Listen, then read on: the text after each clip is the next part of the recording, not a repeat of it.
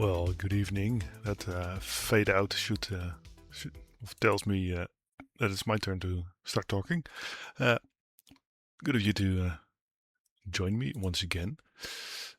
Tonight we're going for another little build. I have this dual Pentium 3 board I really wanted to make something with. If you were here the last stream, you probably would have seen that we already tested it real quick. I just had the board out, tossed in a graphics card and powered it to see if it ran, and it did. So we'll be building something with it today. If you were here last stream, you also would have seen a lot of fun hardware Nightdweller sent me, and we got to test it all. So that was fun to play around with stuff I didn't actually order myself, and pretty much everything worked. That was also a really great outcome for that stream. So let's show you what we'll be working with today, and let's put on a little tunes in the background. Tunes for today are still sponsored. Are Game Chops actually. It should be a link in one of the descriptions down below. I think it's very soft now, but it might just be my headphones. Just let me know if you actually hear any music, Nightdweller.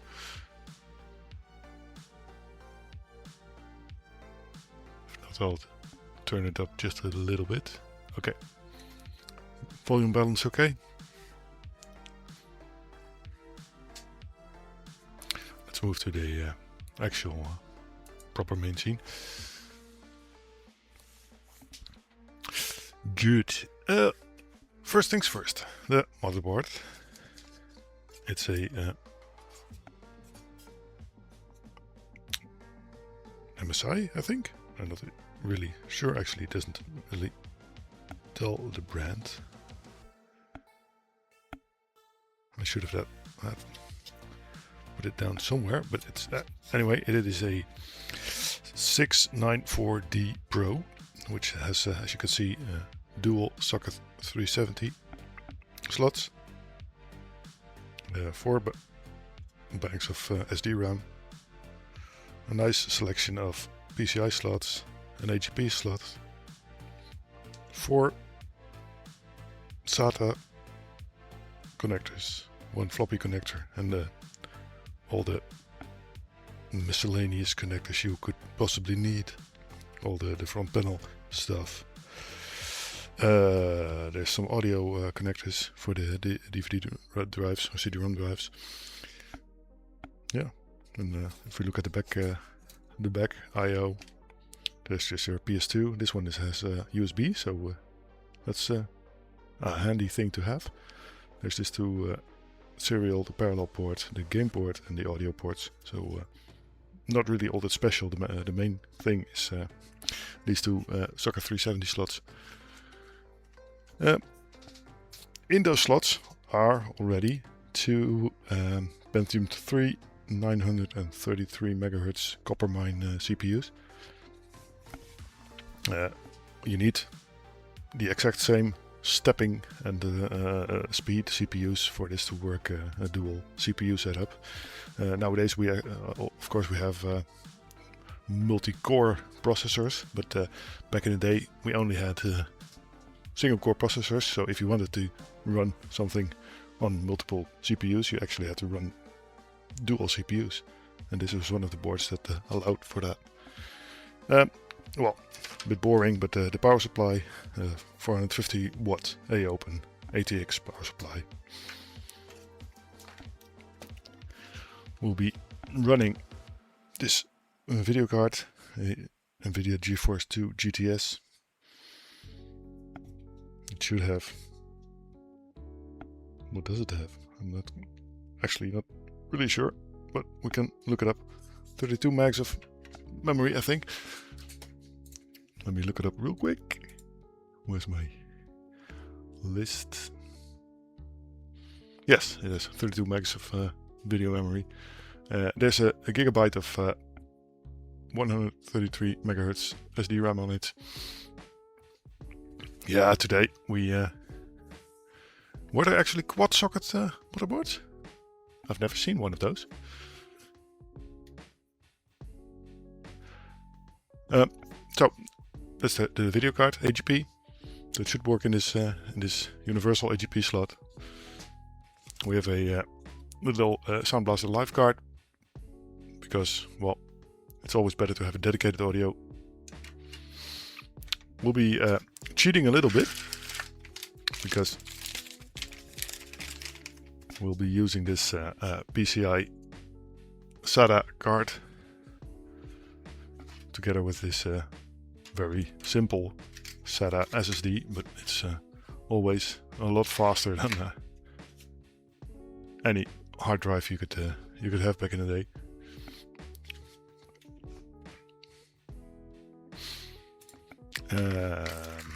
Yeah, that's about it for now. One thing I need to do first is we need to sacrifice one of the old PCs a little bit, at least, because we need a DVD-ROM drive to be able to install Windows at all. Because I just finished burning a Windows XP Pro CD-ROM to use with the license I already had, but I didn't have my installation medium anymore, so I'll be removing this case for just a bit now.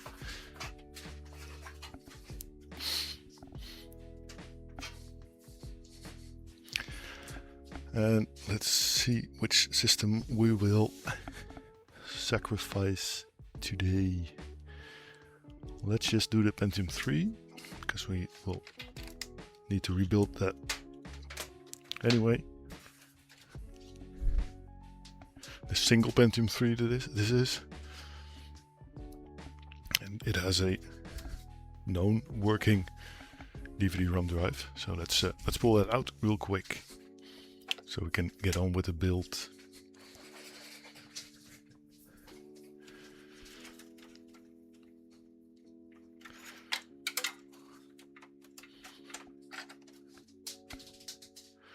Yeah, let's put it flat so you can actually see what I'm doing and see what the insides of this machine look like.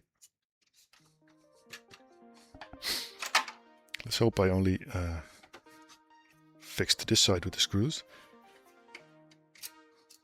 Probably not. I have probably been thorough enough, so we'll need to remove the other side panel as well.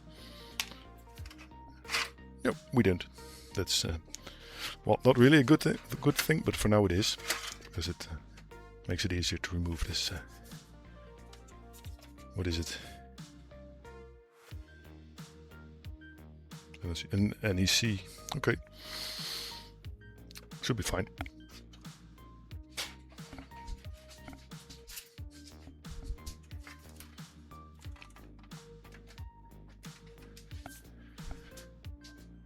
Now then, we have all our parts. Let's start by opening the case, removing both side panels. This thing is already very heavy, even with nothing in there yet. There's one little issue with this build, that is that I couldn't find the I/O shield for this motherboard, so either the I/O shield that's already in will magically fit, which I don't think, or we will have to do without for now.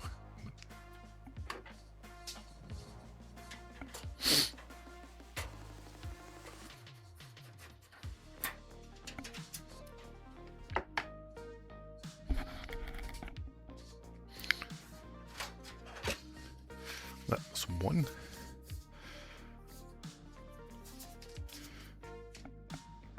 This is one of my newest parts that I received, this case. And actually, well, that's nice of the seller.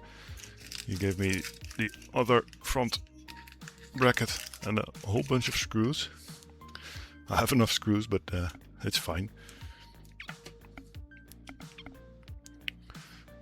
And luckily the standoffs are already in, because this one has a pretty unique way of putting those standoffs in, as you can see, maybe. These aren't screwed in, but these are clamps. They are clamped in. So I hope they are in the proper positions for my motherboard. And there's actually a CD-ROM audio cable that came along with it as well.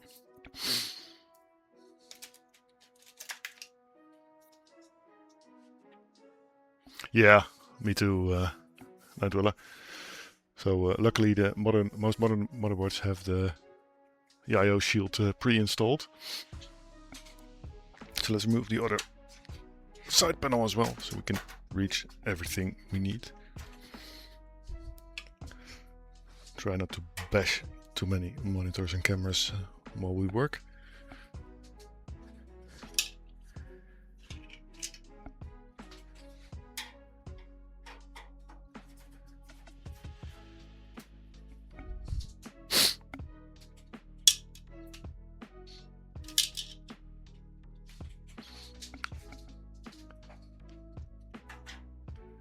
I'm not sure if I actually need to remove this one, but we'll see how the other side turns out.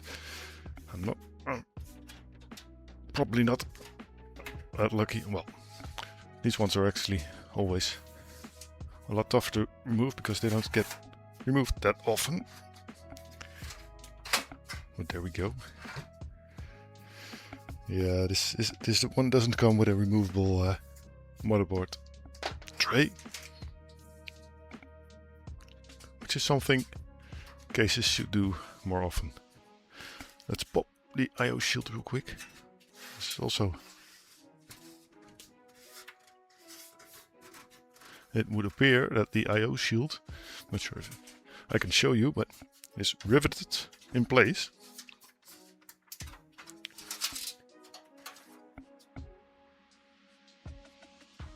Doesn't feel like coming out. Let's see about fitting it then. Yeah. So we have all these ports, and I think actually we're going to be very lucky with this one, because let me put it on its side so you can watch along. There's a loose screw in there. Never a good thing.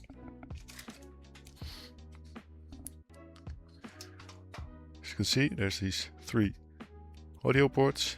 There's the game port. There's the 2 serial, the parallel port, 2 USBs, and the PS2. So it should actually fit. Just like that.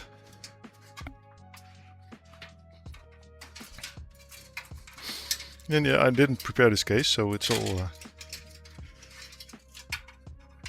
just the luck of the draw.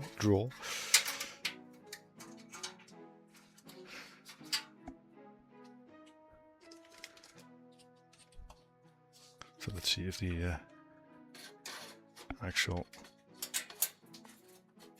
I need to be careful here because it's,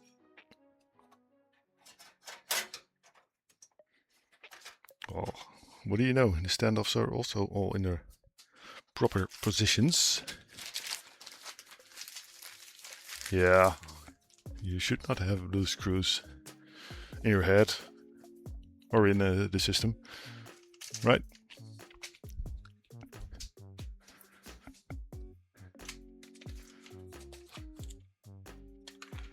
Let's see where we put those motherboard screws. I think I see them in there. Oops. Let's clean up just a little bit because I'm going to hit things or drop things on the floor if we're not careful. I also just received today received a package with another Socket 7 motherboard, so I can maybe, if there's time left, I'm not sure how long the Windows installation will take, but I can test the Pentium processors Night Dweller sent me.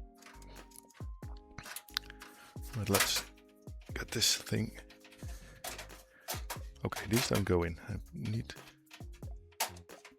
bigger screws. These are supposed to be motherboard screws, but let's remove the board real quick and see what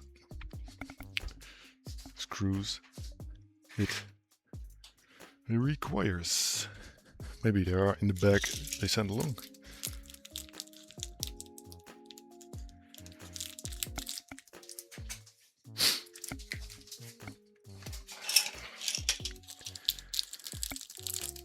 Bag. It looks more like he taped them together. Where's my knife? Not sure if I can show knives on stream, but there you go. We'll see about that one.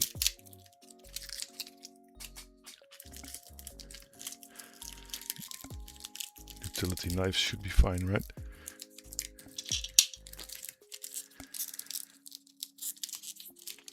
Well, he managed to fix them together pretty nicely.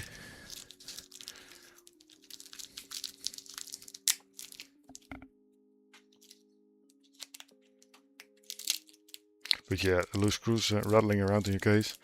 I don't intend to move my cases all that much, but if there's screws loose and you're moving them and they start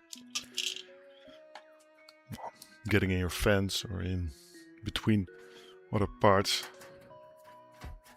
Okay, these won't fit, so I know which screws I need.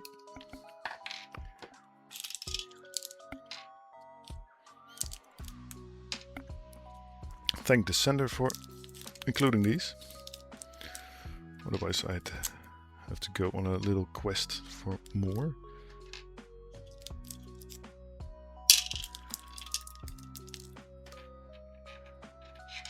Make sure we have the right ones.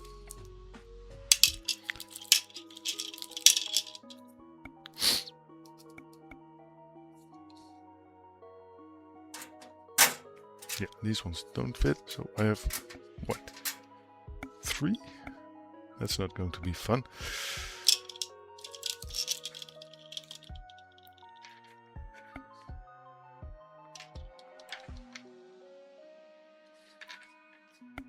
Four.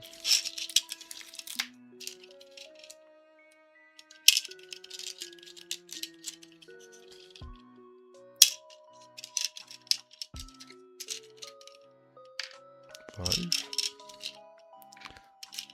Well, should be fine.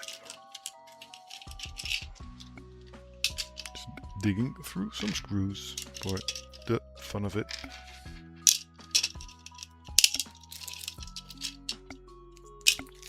This should do.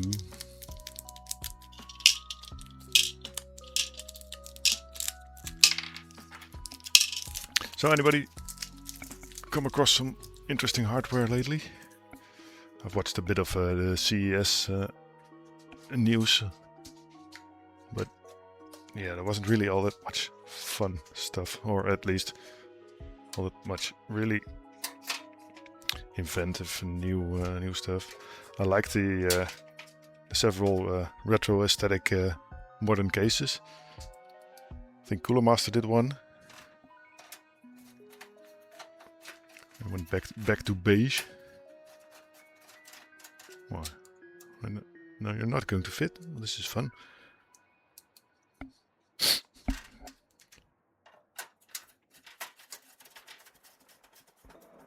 There we go. I think I just bumped the mic into the camera arm. Let's get at least 6 screws in, so we know the board isn't going anywhere.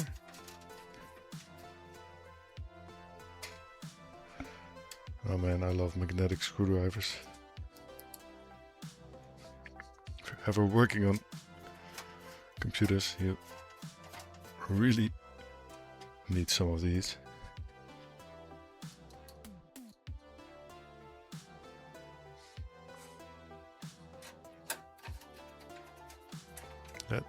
feels wrong. Well, no, it's fixed. Whoops.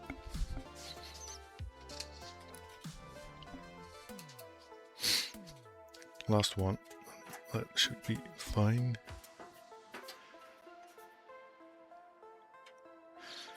The one actually came with a floppy drive. I'm not sure if it works, but we'll figure that out.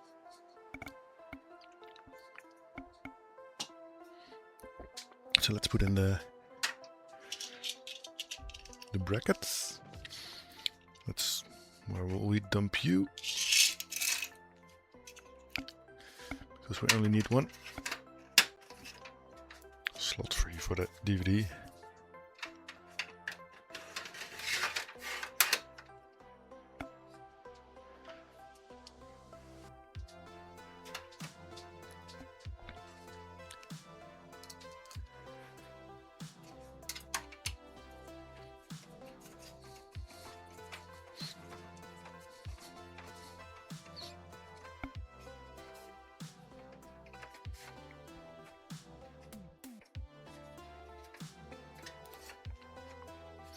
There we are, that's one.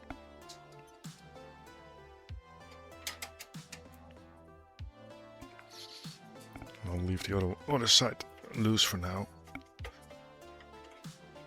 Because you never know if everything is going to work right away.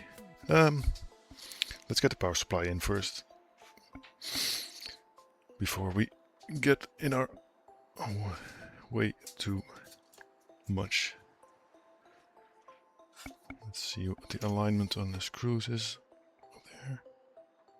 This should be the way.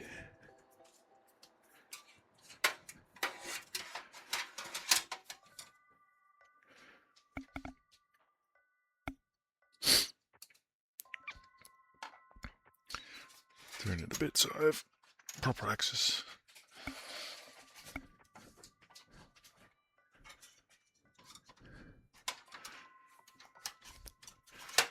Always a lot of fun to get this thing aligned properly. Let's move it over so I can get my hands under there. As soon as one screw is in place, it should be fine, but it's always fun trying to get that one screw in place.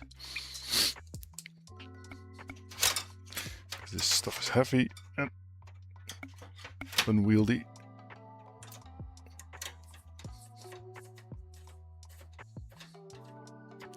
There we go, that's one.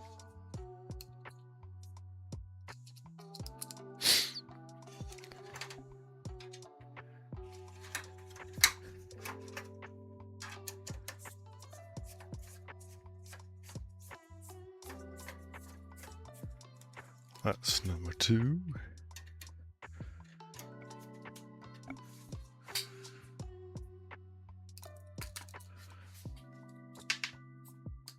I think I tested the power supply, but I'm not 100% sure, so this could also be a bit of an unknown in the whole system.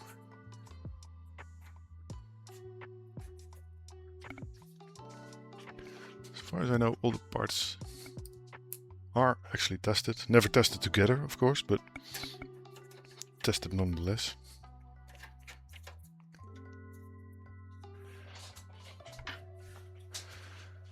Let's see what all needs power. Of course, the motherboard needs its 20-pin ATX.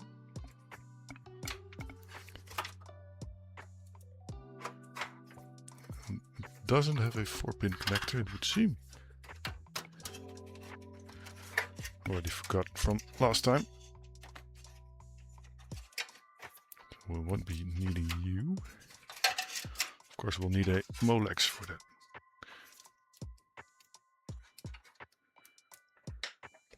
And what do you know, they're tie wrapped together.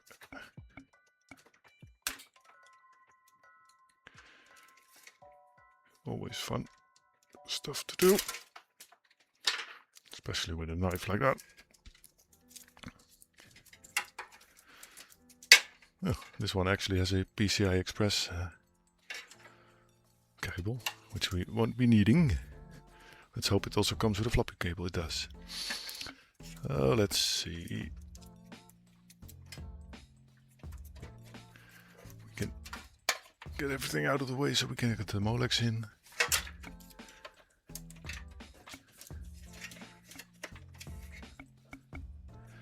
And the floppy power right there. We'll need this SATA power connector later.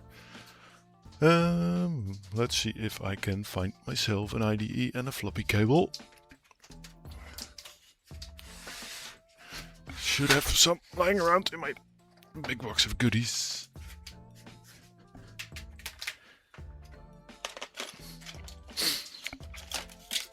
There's an IDE and a floppy. This floppy cable is missing a pin, but that should be fine. The fun thing about all these floppy cables is a lot of them are keyed in a specific way. Hey RT, good evening.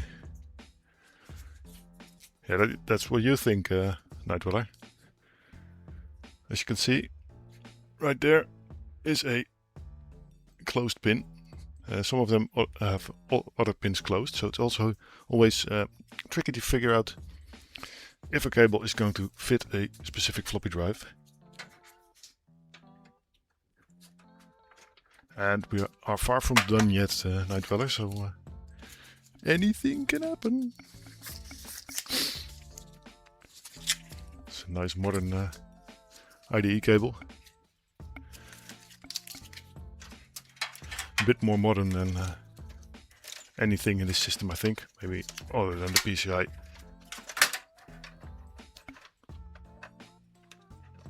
I can't see a thing in there.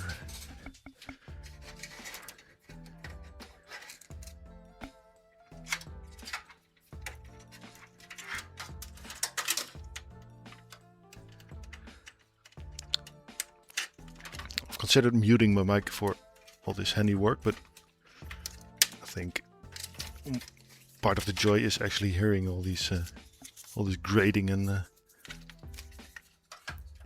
grunting. Absolutely, it's far from over.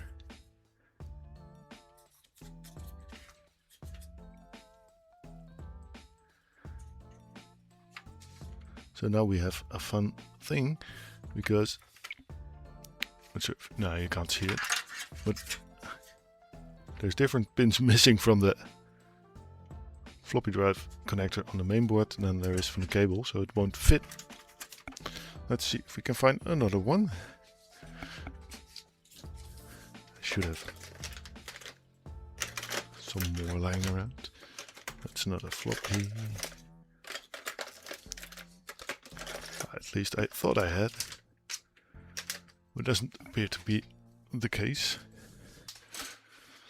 So let's see about this one from the system I borrowed the DVD drive from.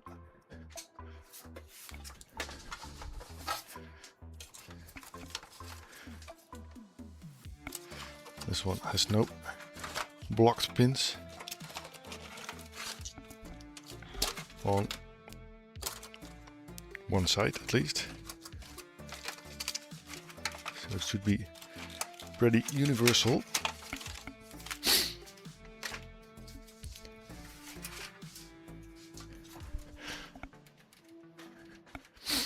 How are you doing, RT? Done editing?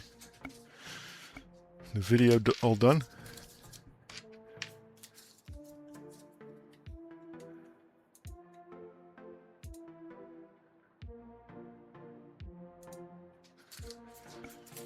So let's see if we can get this one in.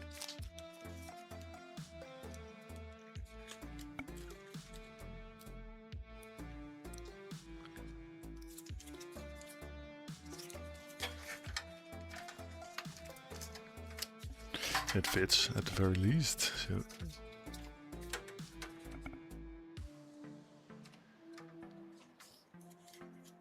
but yeah, which way? Should be like that, I think.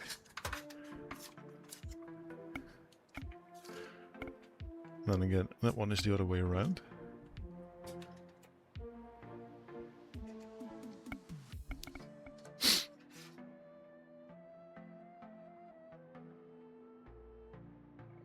Well, there's plenty of games to play, RT. I'll just go look for all that old hardware you mentioned. You said you had a Voodoo 5 hanging around somewhere.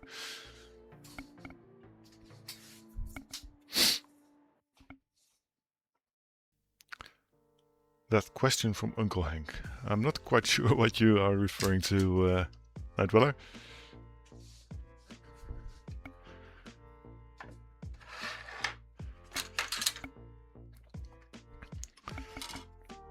Let's get the video card in first. Probably need to remove a slot for that one. Yeah, I mean a bracket.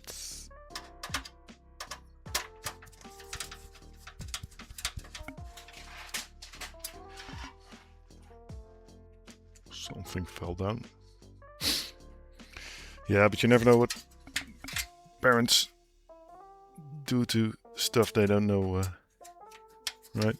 I think my parents also have thrown out a lot of stuff I would have wanted to keep. Oh, that one, yeah. It was actually more a Dexter's Lab reference than anything from Ome Henk.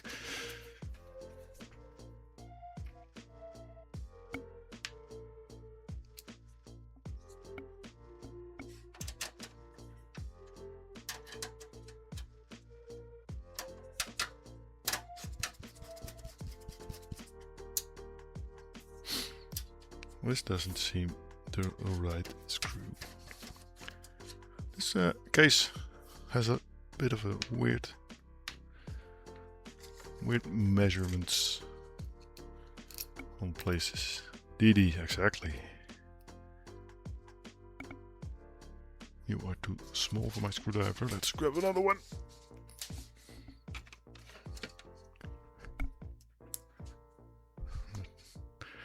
I think this one will. New.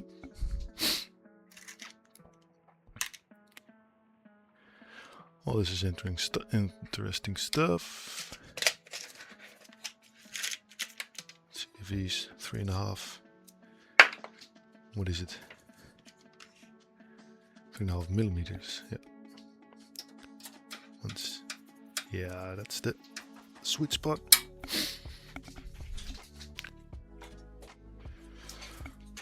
Let's put the sound card all the way in the bottom so we have enough space for that. Whoops, SATA connectors. And I've just noticed you don't really see anything I'm doing. Let's move the case up a little bit.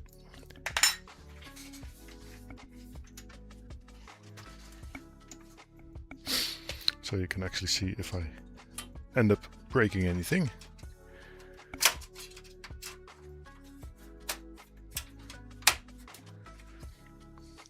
Been watching some shorts on people playing around with hardware, and I've seen some horrible things happen.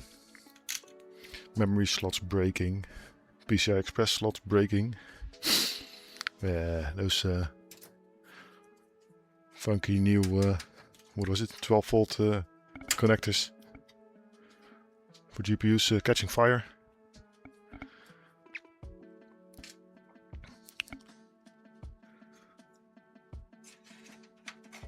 So that's all a lot of fun.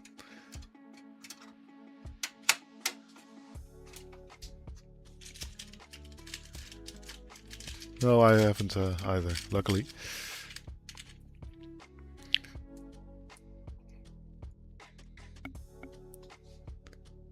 But yeah, all these new cards are so heavy. It's really important to do the proper support on them. Let's see and try and get those front panel connectors in first before we start putting in more cables. What do we have? We have a speaker. reset all the important stuff. HDD LED.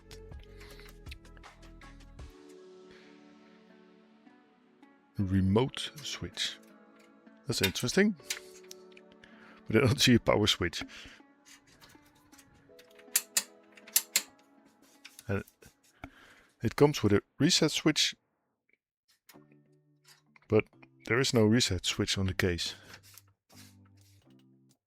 which is also an interesting thing.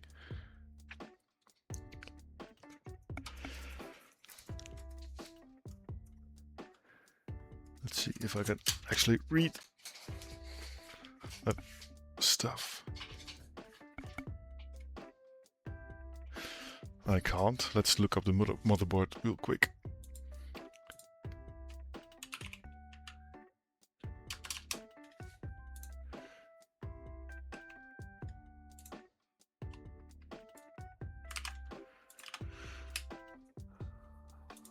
I do so like the retro website. It stores pretty much everything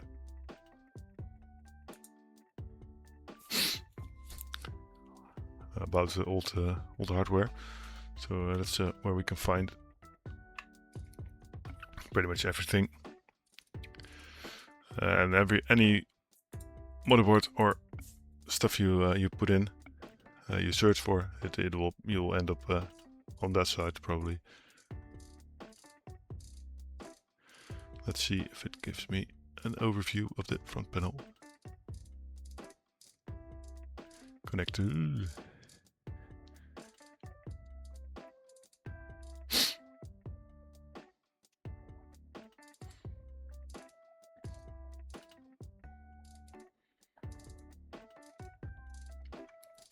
Tells me all about PS2 connectors, USB ports, parallel, serial, floppy drive, IDE,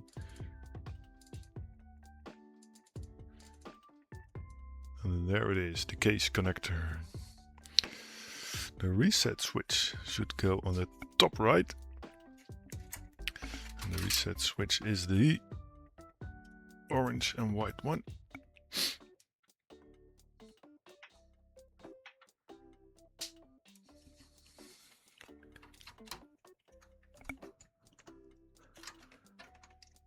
Always a lot of fun. Let me grab my normal phone real quick for some extra light. So, reset switch is over there. Let's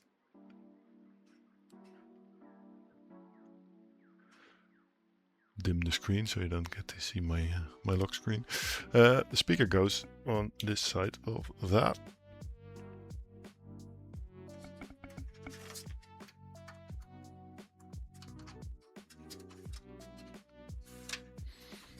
Next to that goes nothing.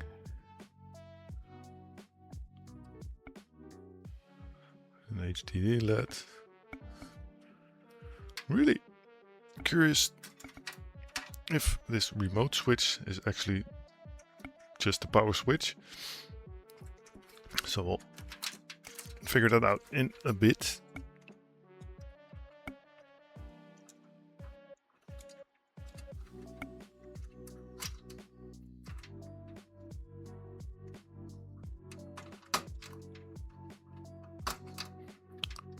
Well,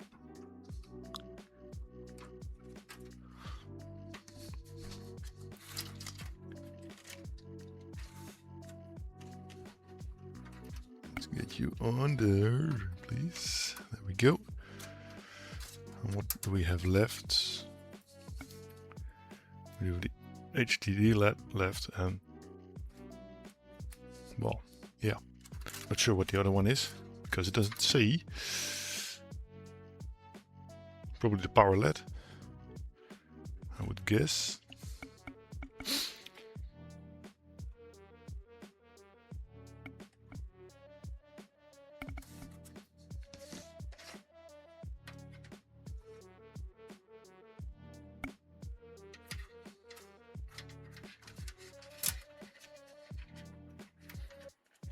Let's See me short the entire board by doing this.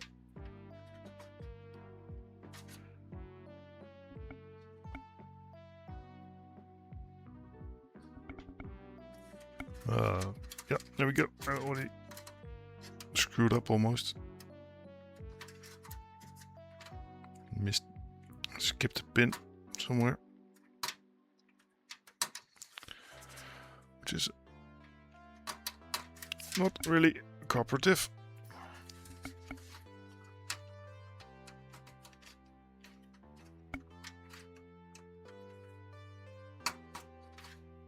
There we go.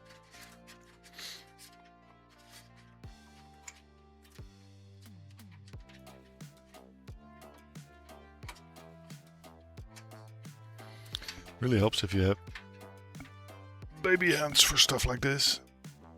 And I really don't.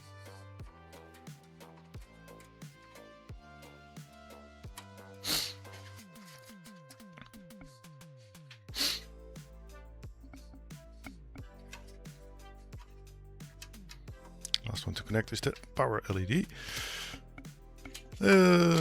Let's see, what do we have left?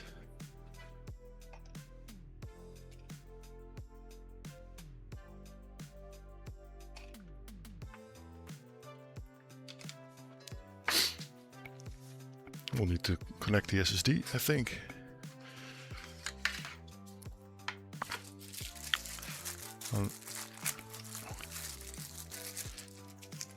If everything's proper, working and properly installed, if I did nothing wrong, that should be done.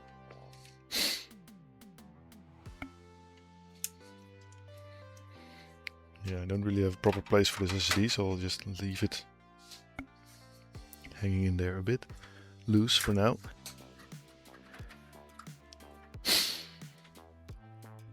Who's ready to give this unit a go?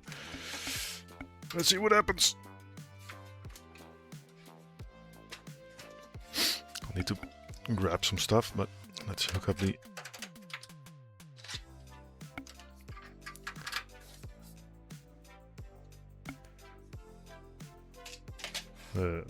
VGA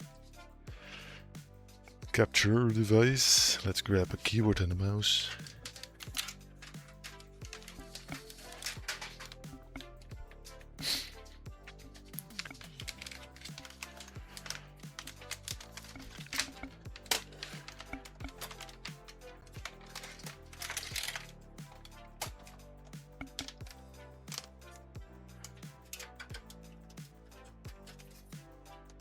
Put these in. And then all we need is a power cable, I would say.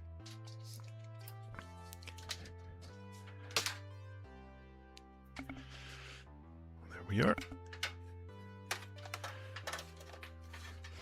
And with all that connected,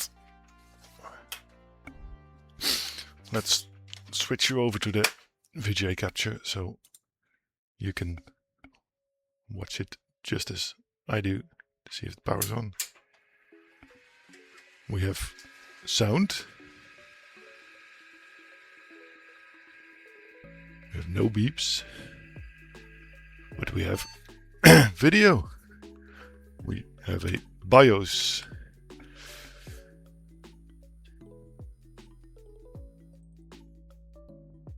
Let's get in there real quick and see what happens. So that was well, a pretty decent outcome so far.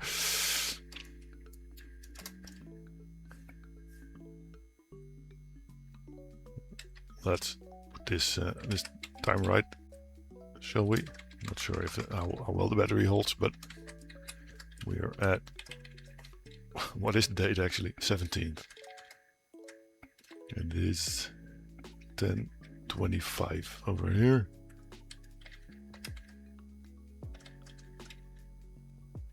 52, I mean.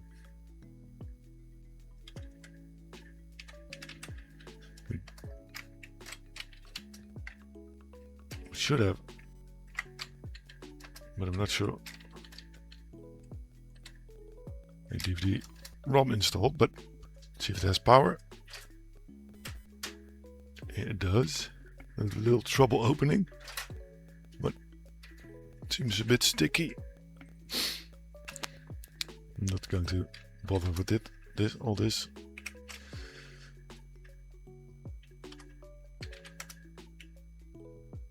Yeah, that was something we noticed the other day as well.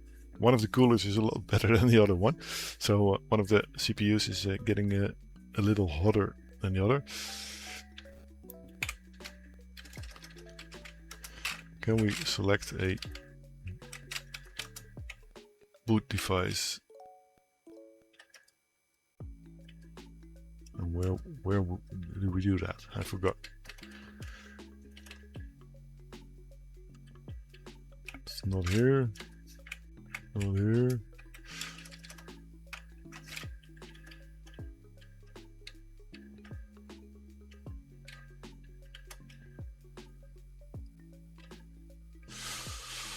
Let's just see what happens. I will toss in the Windows XP DVD. It's making a lot of noise, but that's probably because there's two coolers blowing around in the system.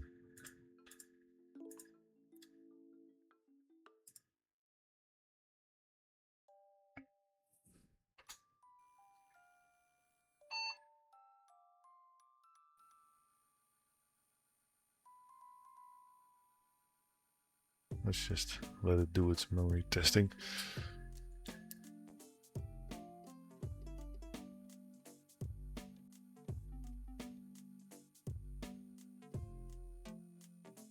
And then again,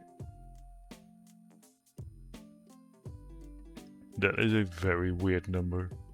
What the hell happened there? Okay, the floppy is broken. Memory isn't really where it's supposed to be, but let's continue anyway.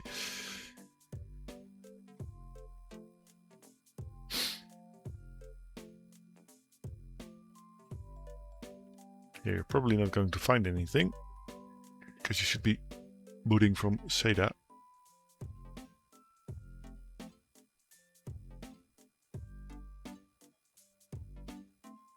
There we go.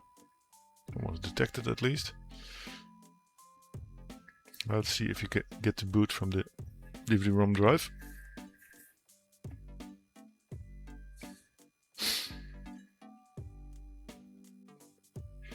Which it doesn't appear to be doing. Okay.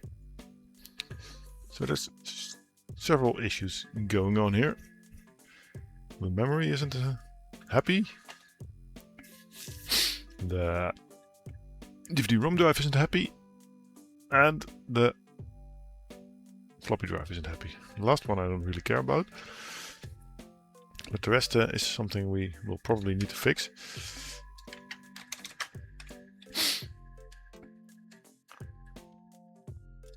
Let's turn it off real quick.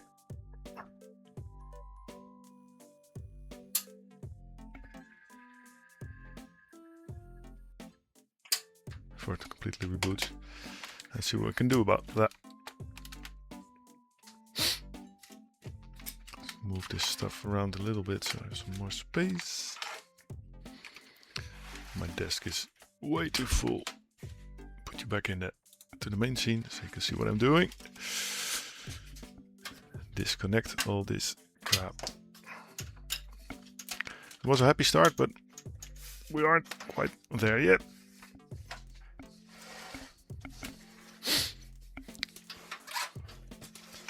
So the SATA device is detected, which is good.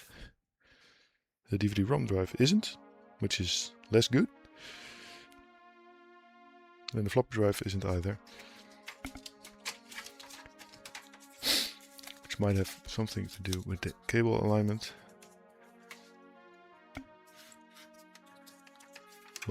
yeah, as I said, it's something I don't really care about right now, so I'm going to just disconnect the floppy drive for now.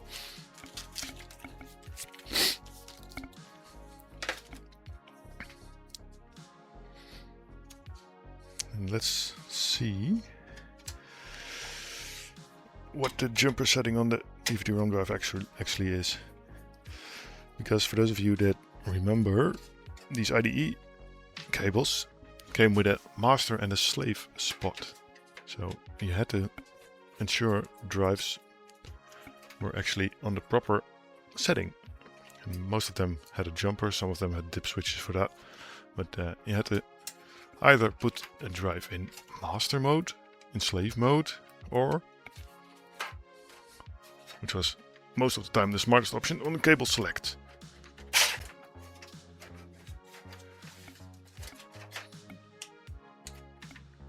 These cables are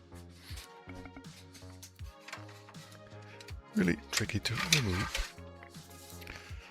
There's the jumper. It's in the middle. Let's see what it means. It's set to slave. And I think I put it on the master position in the cable, so that is an issue. So let's pull it out and put it on cable select, so it should always be proper. Cable select was the first option. Let's put it back in.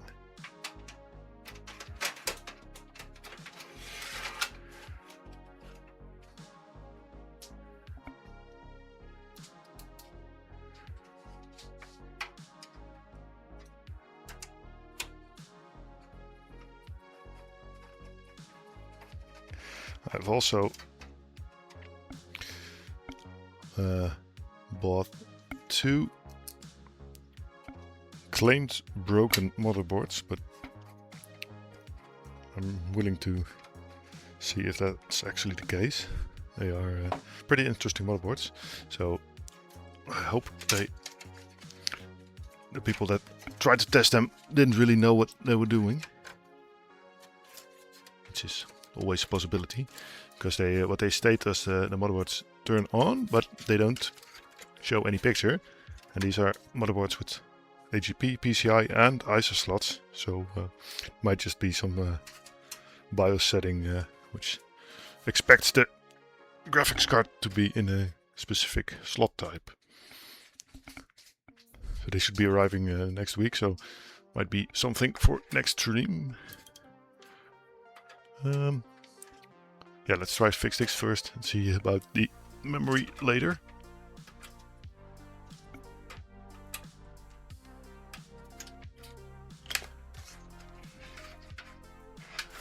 Don't really need a mouse for now, so let's just hook up the keyboard alone.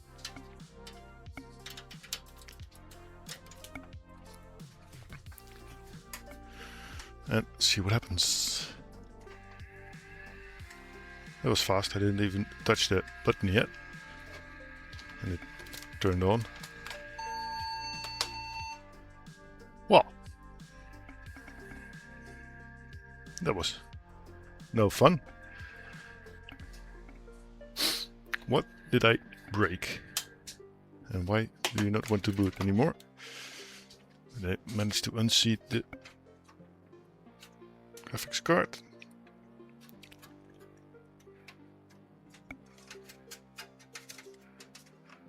Remove the floppy drive, but that shouldn't be an issue, right? Everything else is still connected properly. Just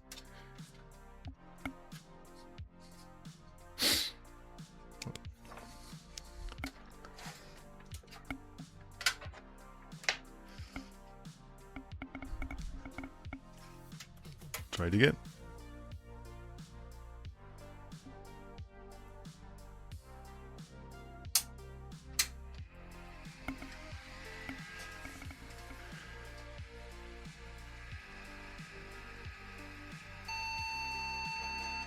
Nope. Something is very unhappy right now.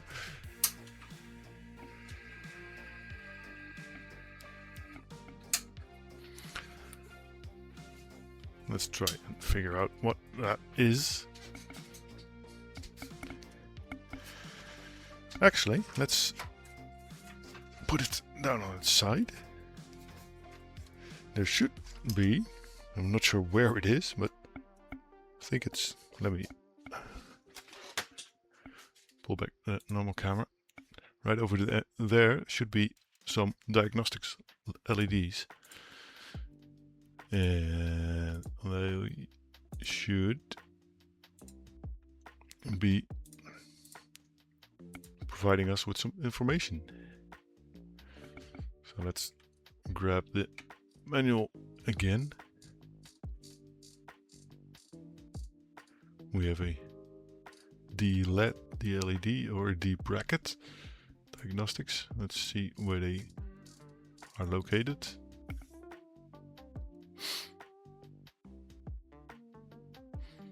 Oh no, they should be on the I/O.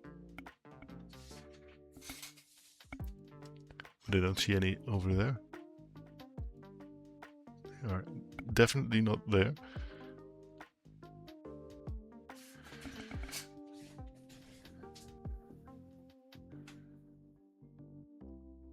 Are they anywhere else?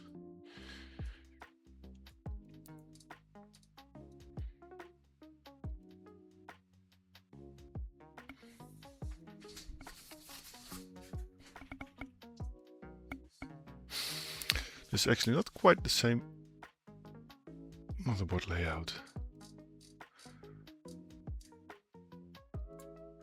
Let's see if I can find another manual somewhere.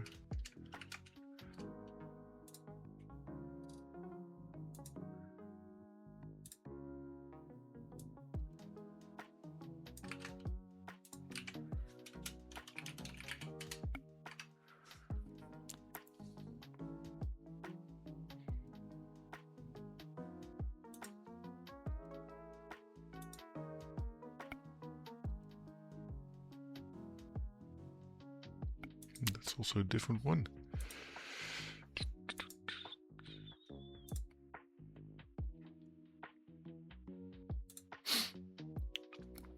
MSI actually still has a manual available, but it's weird because the power connector is in a different spot in the manual.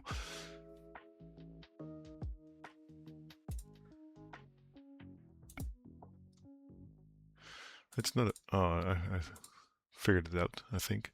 I was looking for the wrong motherboard. I've been looking for a Pro 2 and it's a Pro, just a Pro 694D Pro, not a Pro 2. So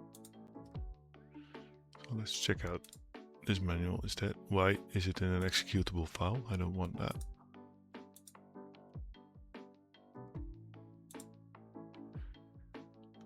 Well, I think I found the correct manual this time. Yeah.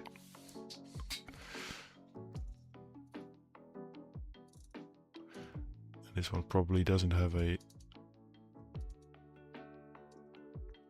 diagnostics LED. Nope.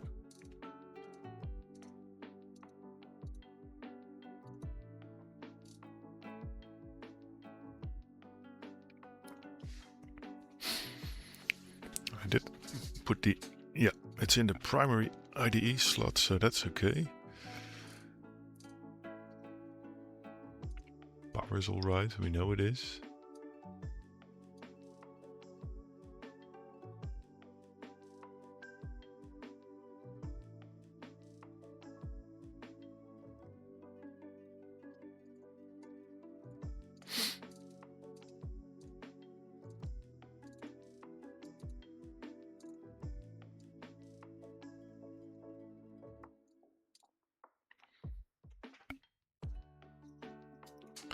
There is a chassis intrusion switch somewhere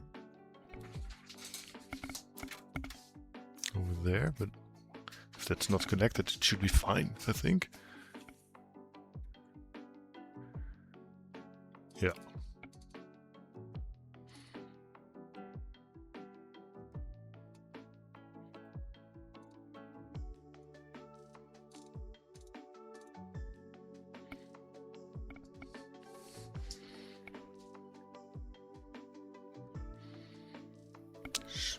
should actually be diagnostic LEDs, but I'm not sure where they actually are. Alright, they are over there. So let's see what happens if we turn it on again. Well, if we give it power and turn it on again. Well, you don't want to turn on any whatsoever now. That's fun. Ah, there we go. Let's see what the... Oh, this is even more fun. Let's see, it's red, red, green, red.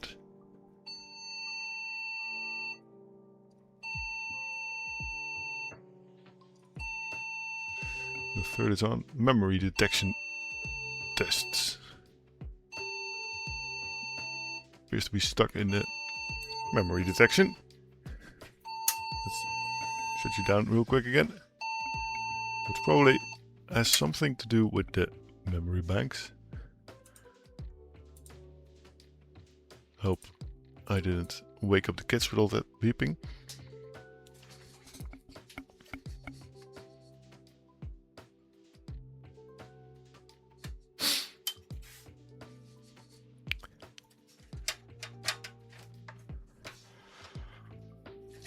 Let's try just removing pretty much all of the memory modules. Yeah, because those memory test readouts were pretty funky. It should have been, this is 512 times 2, and these modules are 256. So there should have been 1.5 gigs in there, but it didn't detect 1.5 gigs for sure. Let's see if this goes any better. If it keeps on beeping, I'll probably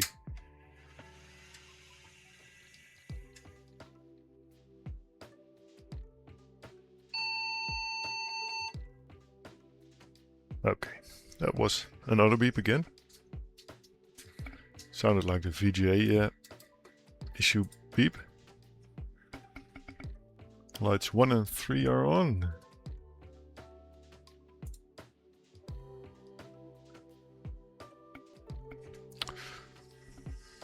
Or I can't really figure out which way they are oriented. So could also be 2 and 4.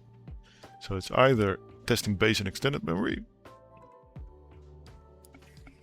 or it is 0101 testing VGA BIOS, which seems to be a more probable situation.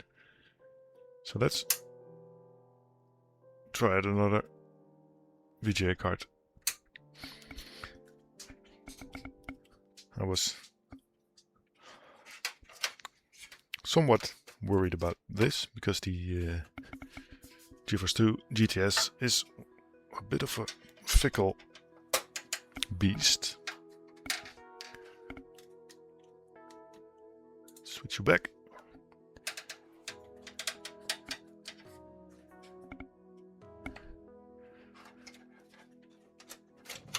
Let's pull you out. Let's see what else we have.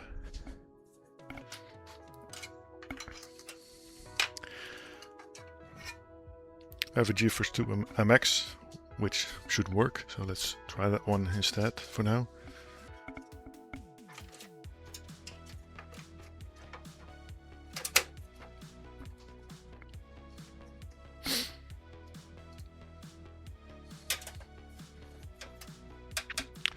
See if that solves our issue.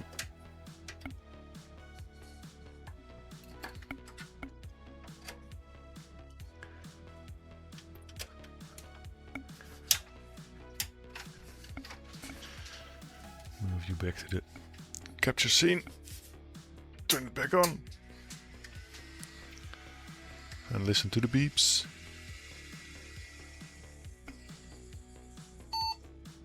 That sounds proper. It should detect 256 megabytes now. It isn't really what I want, but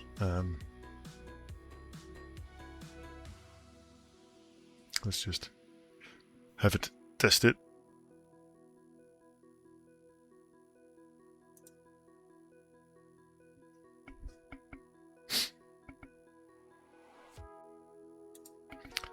I'm hearing a lot of static, so let's just mute this one for now.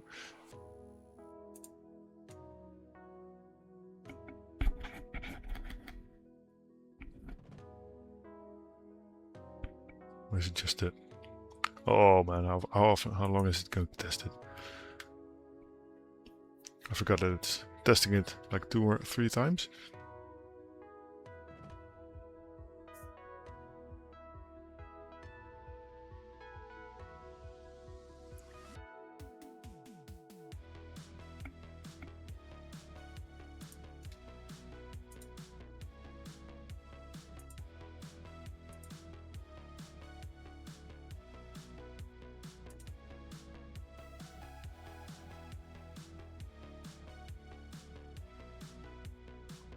Let's just keep it running for now.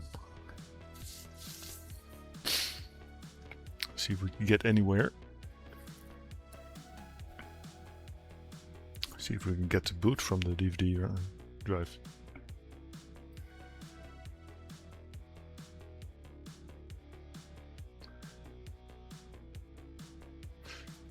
Well, memory seems okay.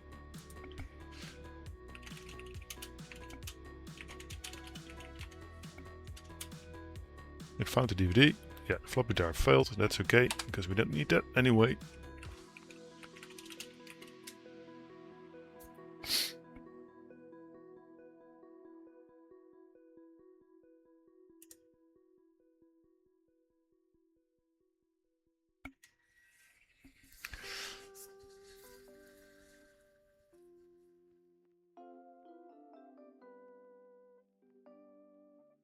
Yes.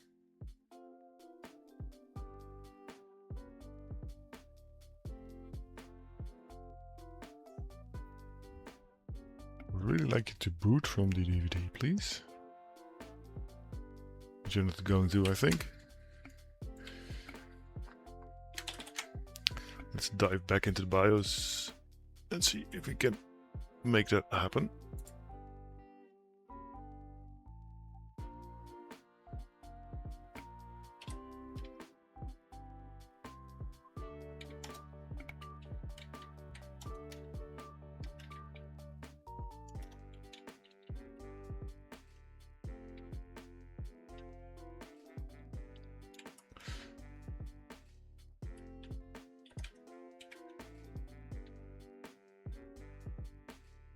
I'm not sure what all this is actually. The LS120.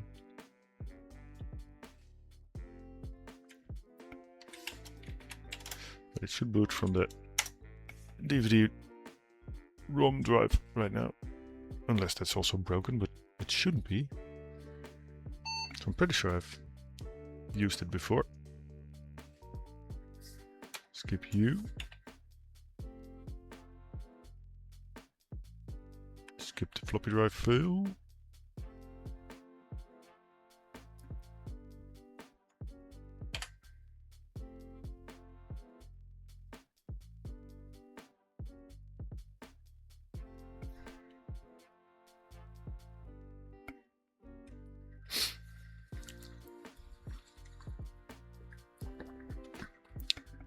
I don't care.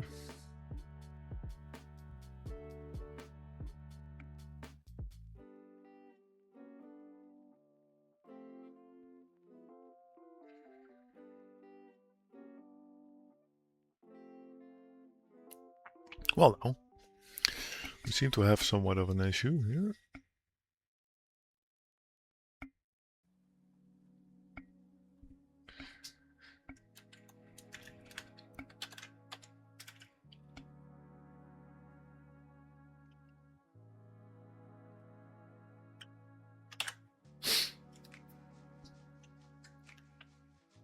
Why do you not want to boot? The CD is in there, right? Yes, it is. It's opening, it is being detected, so that's all fine.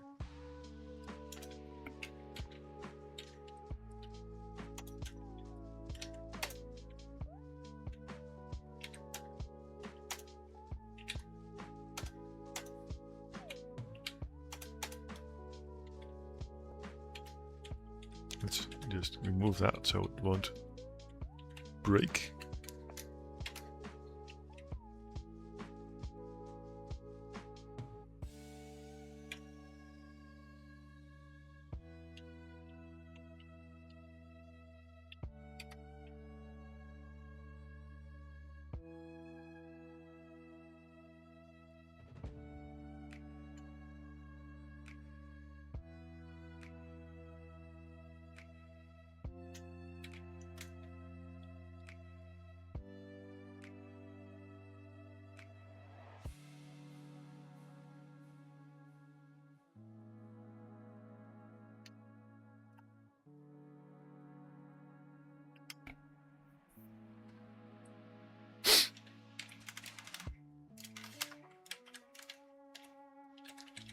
Let's disable the UDMA. See if that helps. Really taking a lot of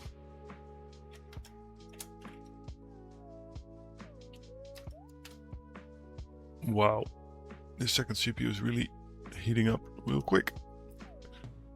It's probably the one with the ouch, yeah, the smaller fan. So that's fun.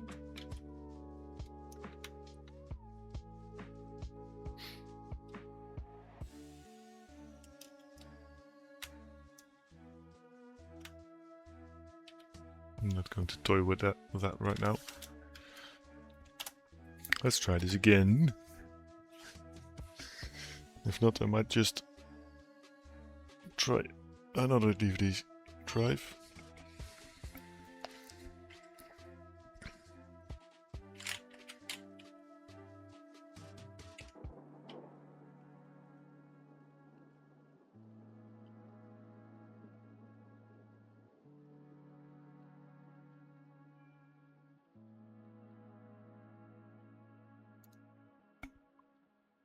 Maybe I should try to disable that Ultra 100. See what we can do in here.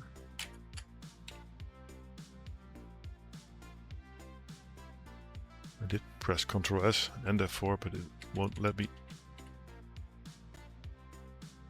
It's just not spinning up the drive, which is very weird.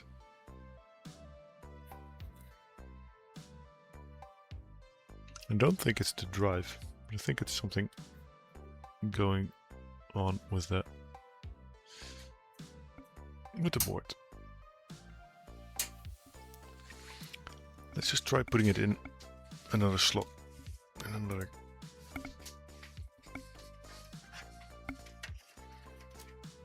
you know what? Let's just detach this one for now and see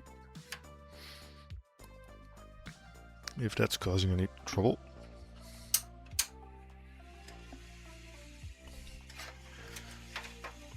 Didn't really help that the cables were stopping the fan from spinning.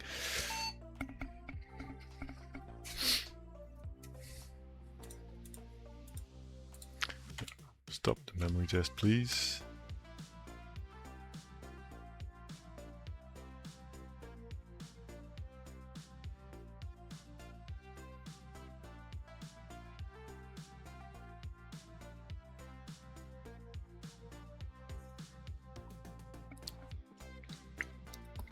Man, I should have just gone for TIE Fighter instead.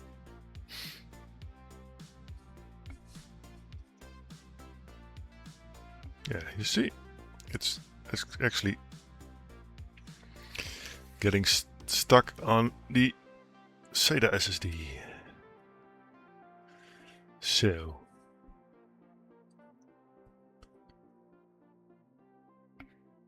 yeah, this is going to be fun. I'm going to install Windows with nothing to install it to.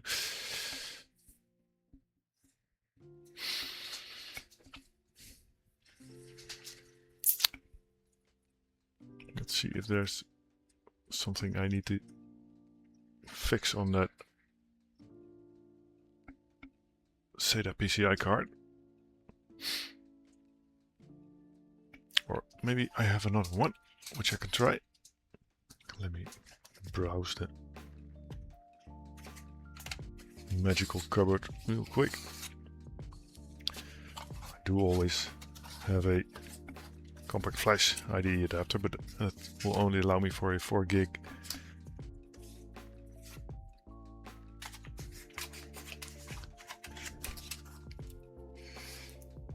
This is a PCI network card, not going to happen. This is a PCI USB card, not going to help. That's my Gotek floppy drive.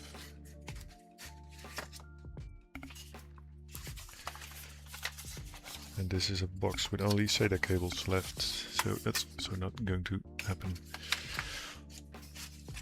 It might just actually be a compatibility thing, because I've used the exact same card and SSD in my Windows, if in one of the other PCs.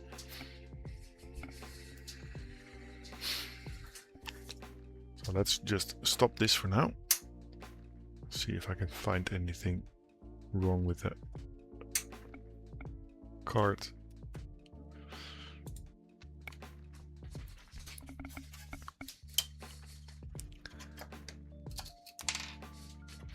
Maybe something I did wrong, because it is odd. The card did detect the SSD, so I would assume there's nothing wrong with the card or the SSD. Yeah, there's no jumpers or switches or anything on this.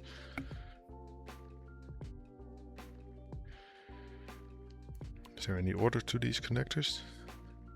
I wouldn't think so, but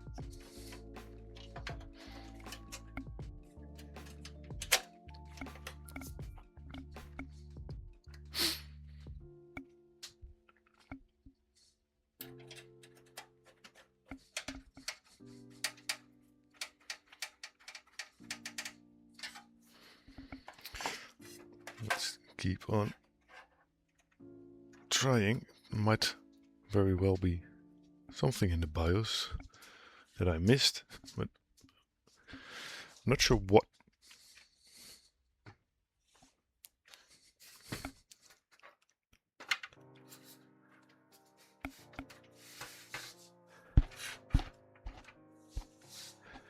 This is the exact same. I've just walked over to the other PC. This is the exact same card, the exact same drive.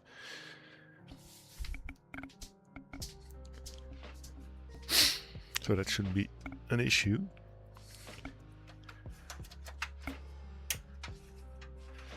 Let's go fire it up again. And jump back into the BIOS. And I will go and do a little googly.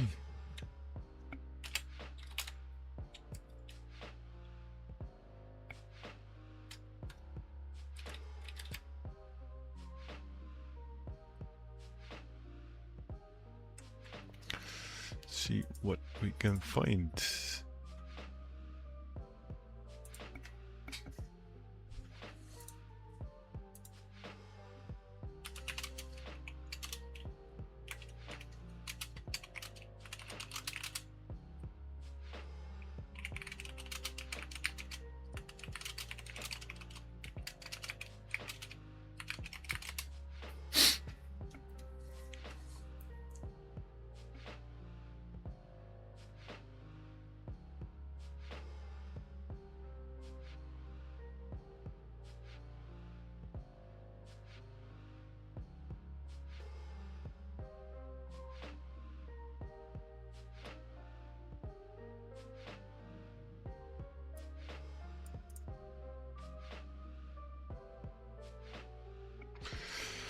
Let's see.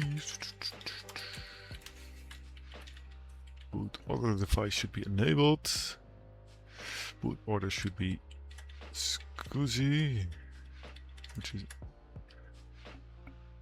CD-ROM and HDD 0.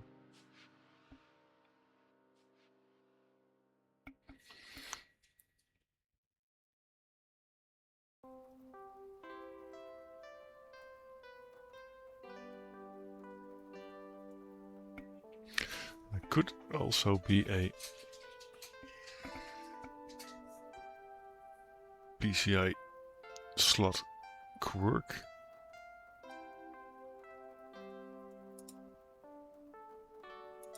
And it could also be that the SSD is simply not compatible with this motherboard, but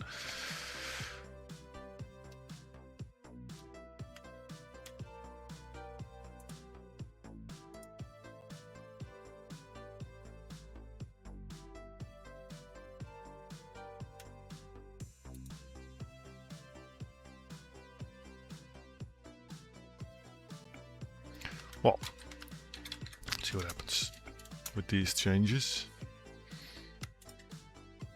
It's not really making for an interesting stream right like this, I can imagine.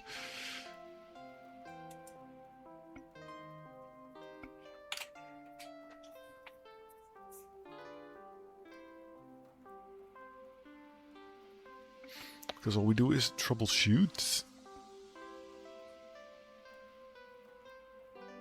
Yeah, hold on, I really want to shut that off.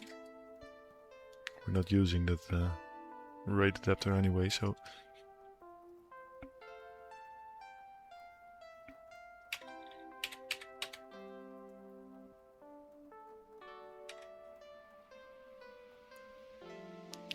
let's see if we can turn that off.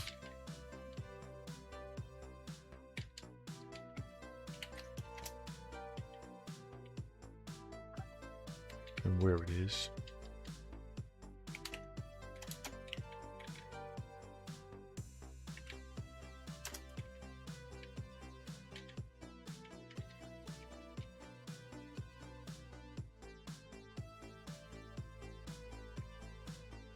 Doesn't look to be here.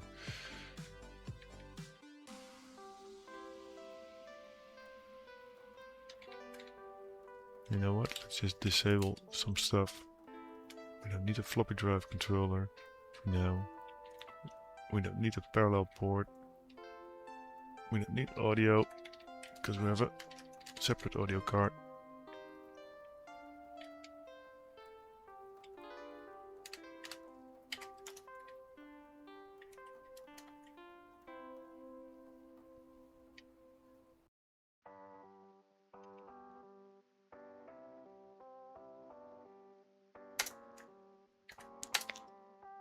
Let's reset the ESCD configuration data. Could also help.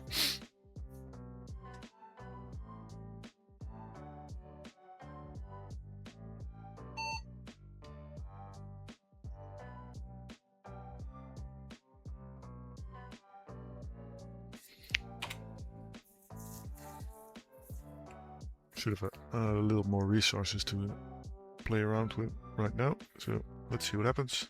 I don't think I disabled this because I couldn't find it.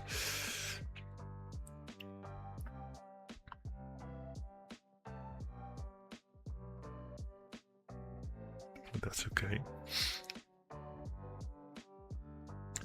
If it keeps hanging on detecting the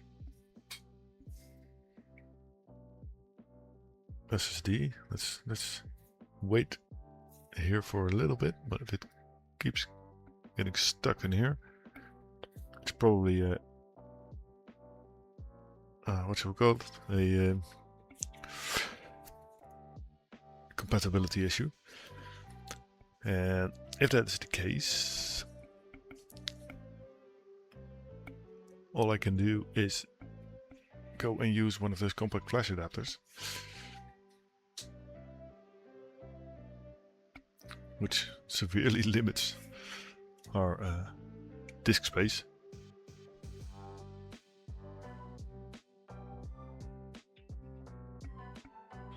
Let's just wait for a little bit.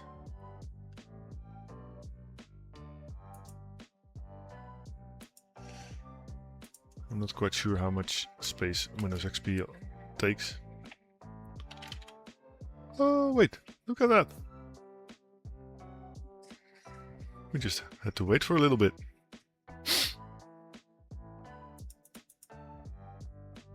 I guess me threatening to install the compact flash adapter did the trick.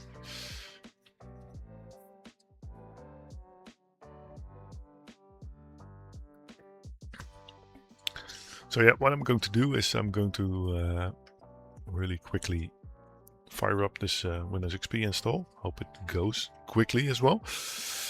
Hope the Windows setup actually detects the SSD. And then I'll go for a quick bio break. So I don't have to sit through this entire installation process the entire time. Or at least I don't have to. You can. I'll leave it on.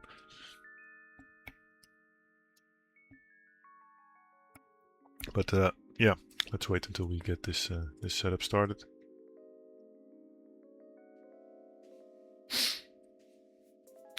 The fun thing is these PCI SATA adapters actually aren't really all that much faster than a normal IDE device, but it's a lot more workable. It's a lot more convenient to have it installed like this. There's not all that much old hard drives left, and they are a lot less trustworthy.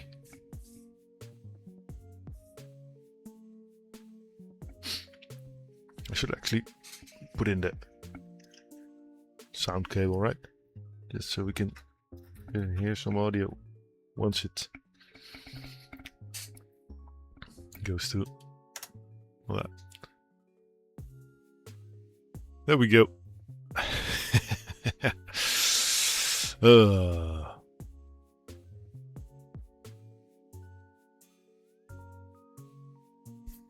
Bollocks.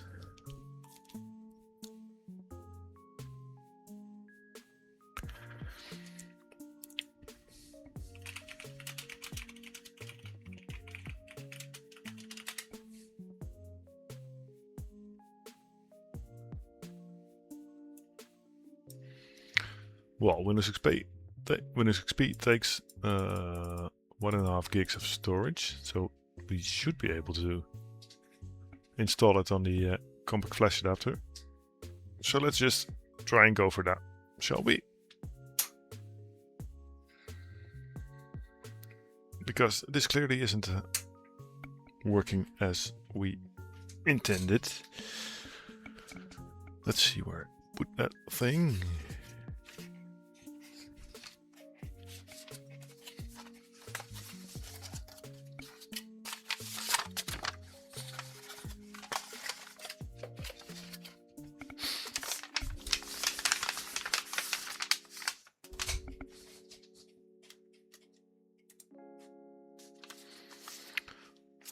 This has been a fun little stream so far.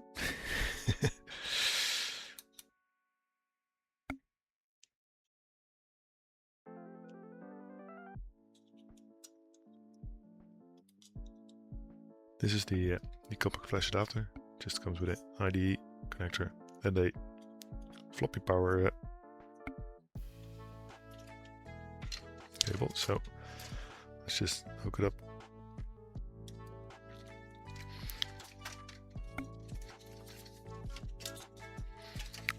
It will be hanging loose just as the SSD, so that's going to be fun.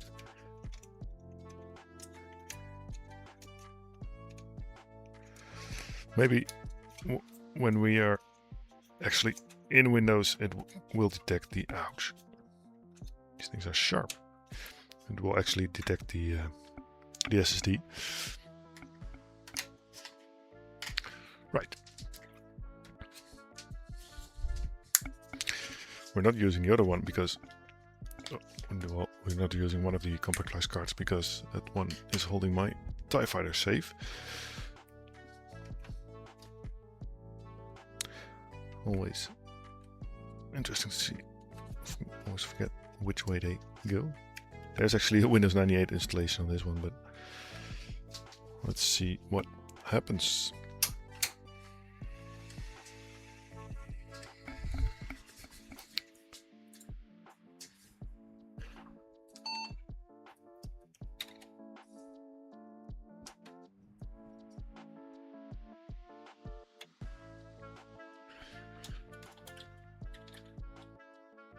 Oh, it's actually 8 gigs, so we have some more room to play with. Good.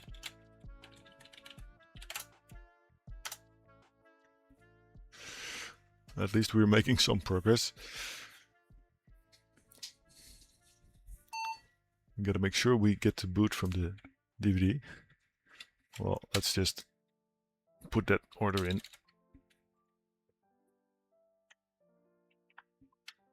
So we are sure it boots from the right one. I'm guessing this one is the HD0.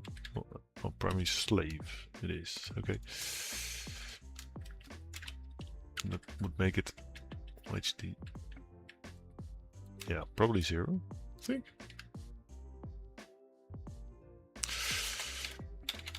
Let's see. Before we continue, I will turn it off again real quick and see if we can get a gigabyte of memory installed instead of this 256 megabytes.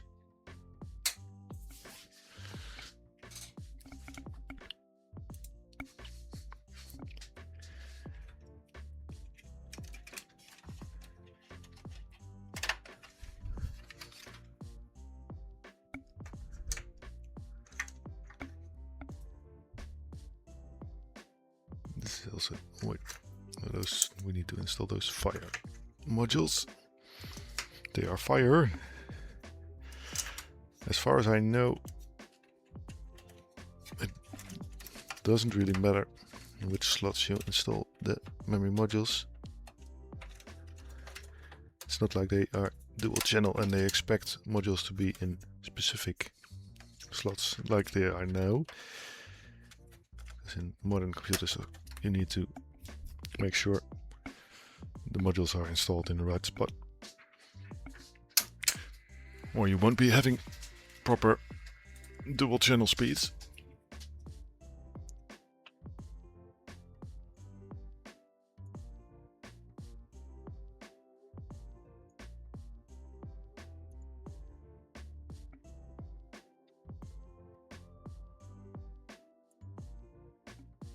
Right. It seems to be having none of this memory. Let's give it a little bit.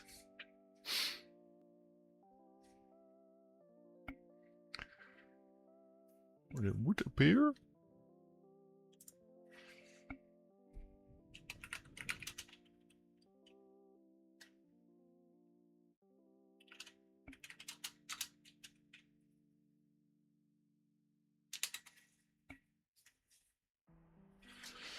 That one of these modules is broken.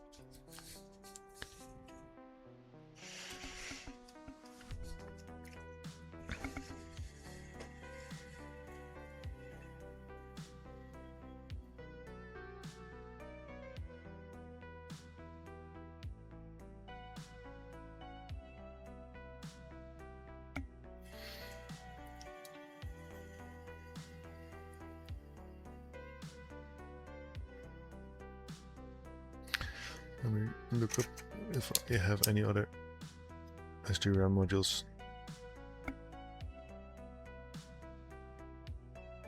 It's 128, it's not going to help. Find another 256 module.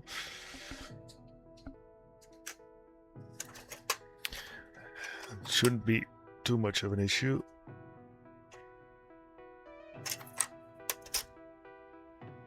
I have so many memory modules. PC 100, it's not worth it. What's this? An HP module. DDR, nope. Another DDR. This is 512 DDR. New. Let's just put in 2 or 3 256 modules. See what happens.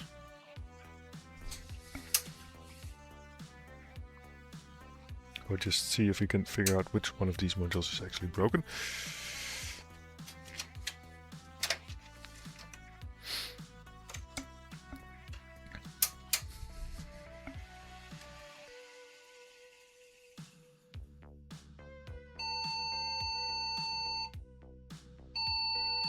Yeah. That one's not happy. Shut up.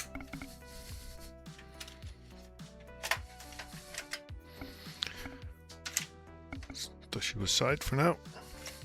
I know the slot works because well, the modules were the working module was in this slot before. Let's see about this module.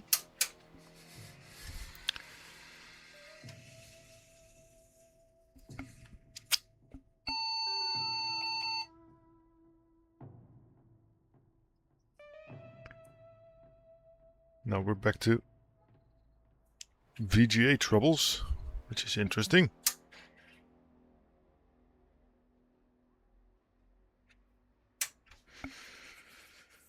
There appears to be some fun stuff going on with this board.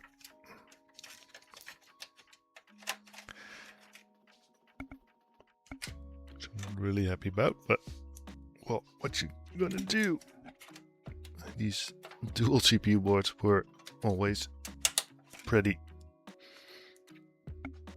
troublesome. Let's see if we can actually get it working again with the proper working memory module.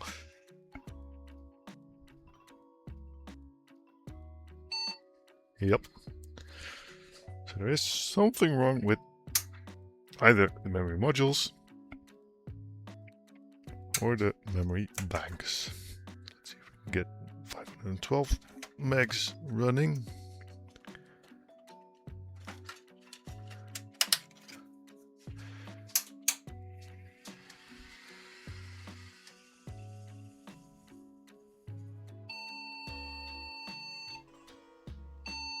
Nope, it's not having any of it. So either this module is also broken or the bank is broken, which is also quite possible. So let's move it up. A bank. Well, it was funny, but the first time we ran it with all 4 modules, it actually worked, but it didn't really want to show us the entire memory. Well,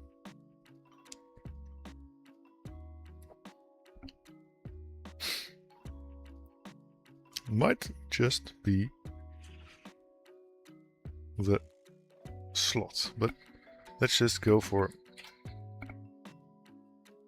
256. This is getting stranger and stranger. It detects 256 now, and I've got 2 256 modules in there.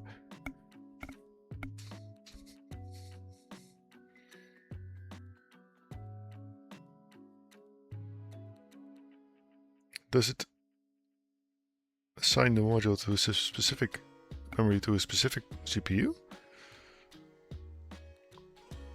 I wouldn't expect it to. Let's try another bank. I've got them in 1 and 4 now. So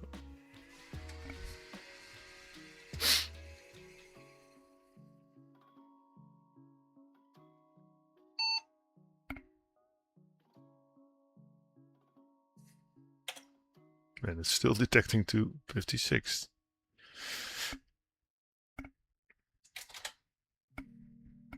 Let's see if the BIOS gets to tell us anything.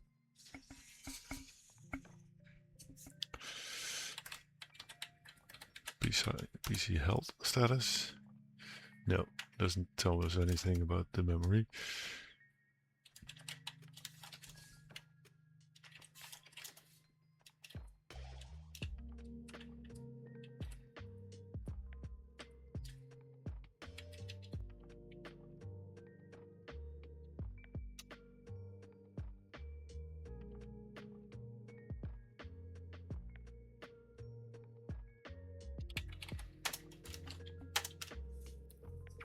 at least we're booting. So let's just go on with that for now. See if we can get the Windows installation going at the very least.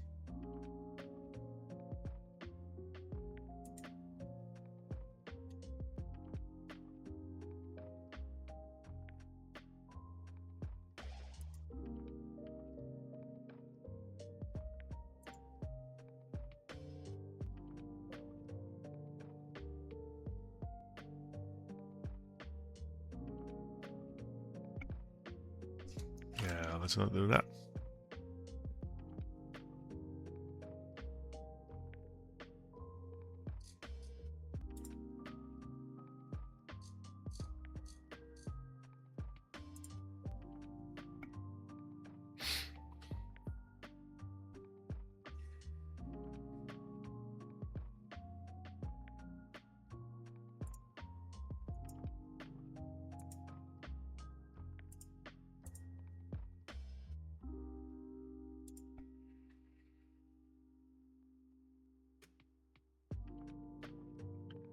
This is going to get stuck on this every time we boot. It's not going to be a fun system to boot. But let's just wait for it again. See if we can get back into the Windows installation.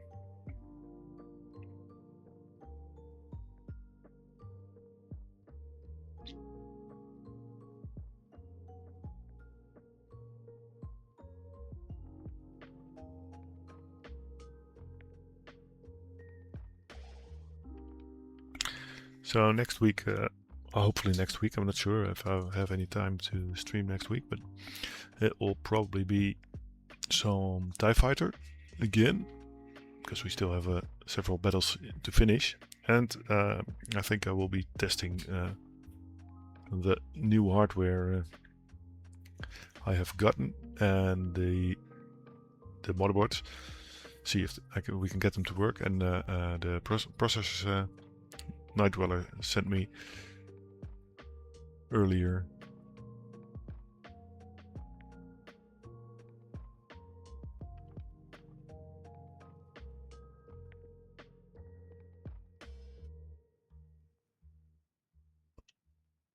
Now we're getting stuck at the DMI pool data, which is not a fun one either.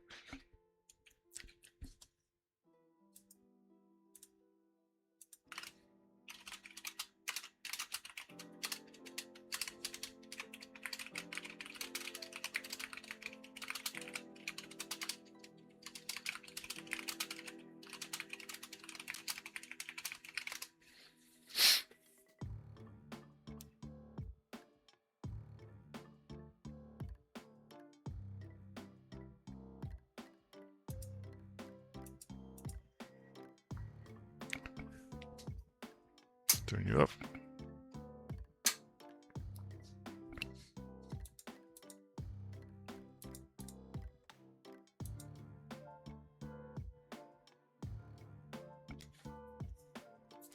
Let's go do some changes to the IDE layout, because apparently it is rather picky when it comes to these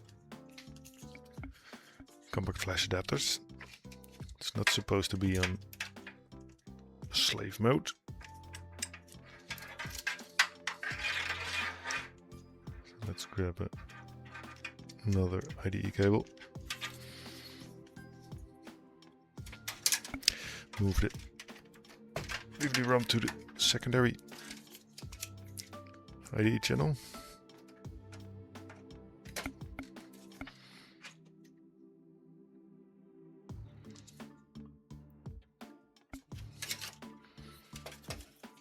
Put this one in the first.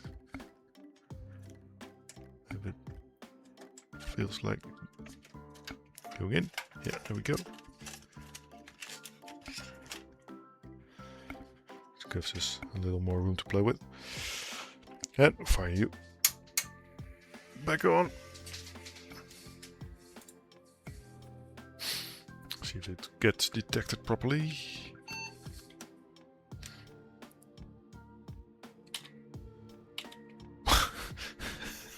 I'm not sure what's going on because it's now detecting more memory than the previous time.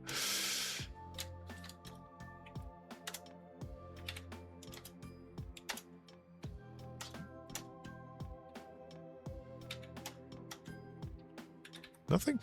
Well, let's see what you find.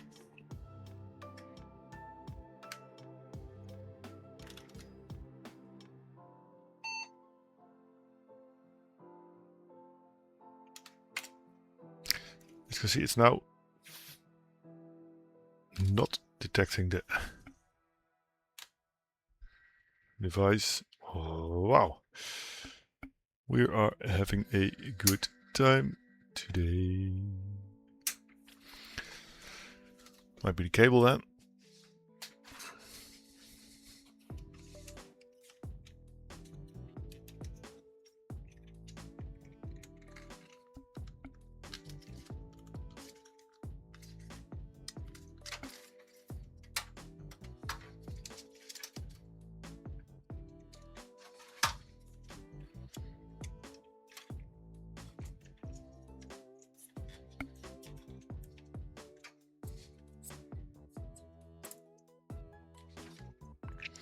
Put it on master, the jumper.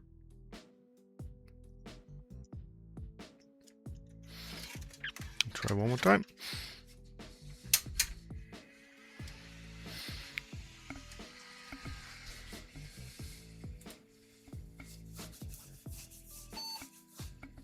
See how much memory we find this time. Yeah, now we're back to 256. Yeah, there we go. It's found it.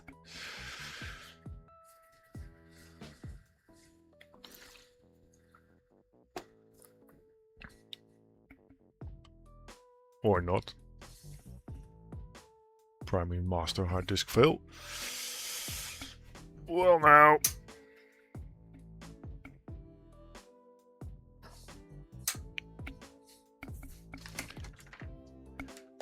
Floppy drive cable. So floppy drive cable. There's another IDE. Let's try this cable in.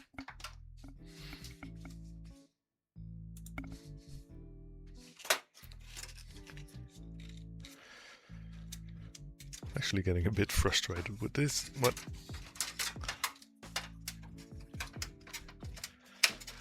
I want to be able to at least start a Windows installation. So we'll keep on trucking.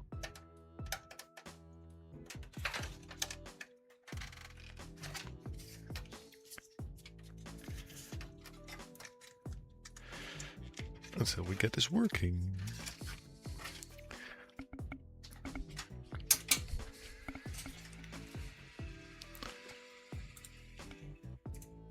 Because I do not intend to quit.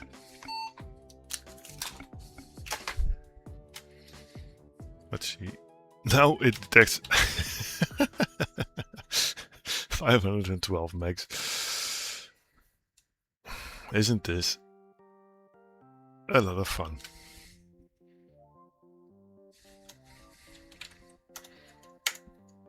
There we go.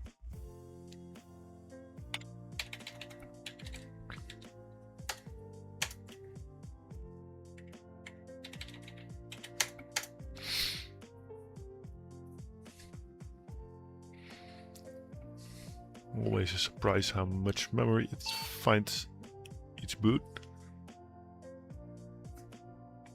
512 again, which is good.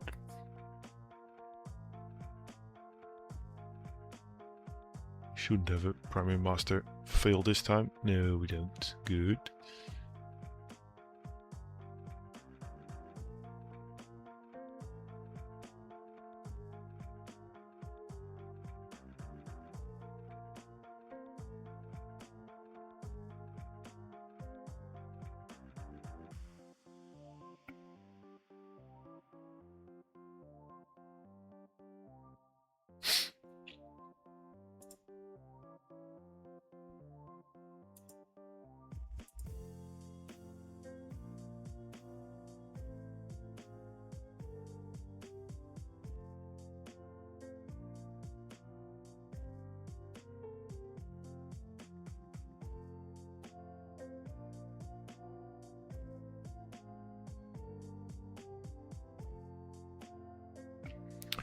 Let's wait for a bit on this again.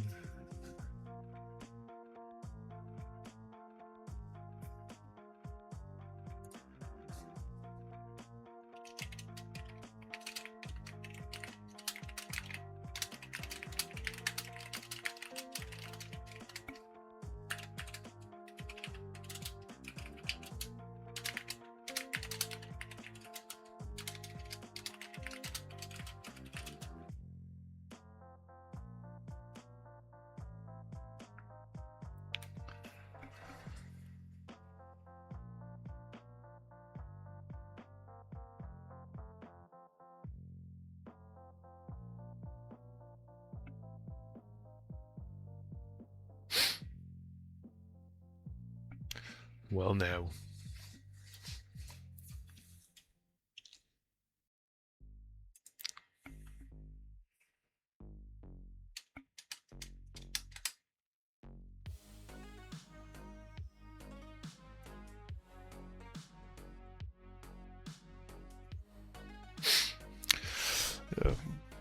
In light of the time, let's turn it off. Let's pull the PCI SATA card for now, because it's taking a lot of boot time every time.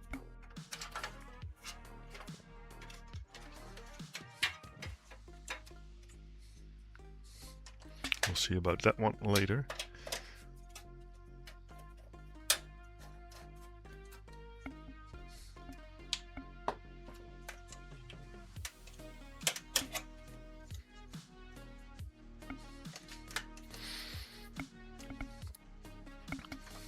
And try booting without that one.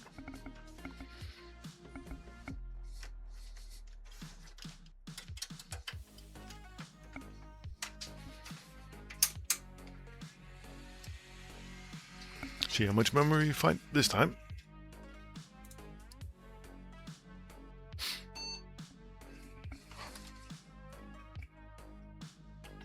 $512 again. Let's check the boot order one last time.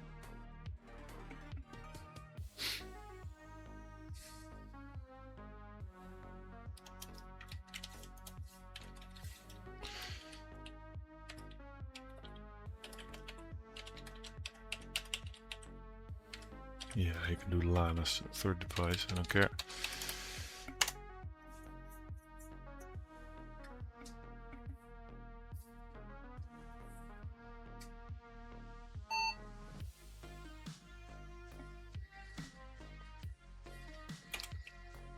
Well, at least we can get it to detect the same amount of memory every time.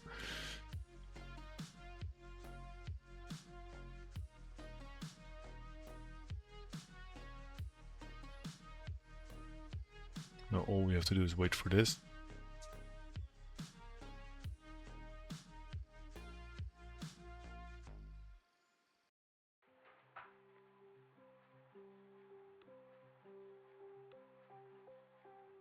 There we go.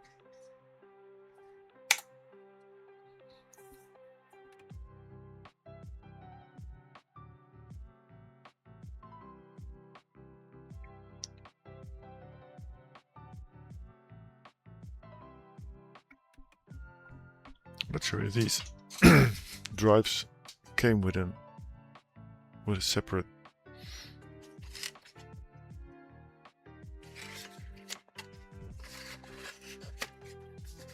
Where's the box? Can't find the box.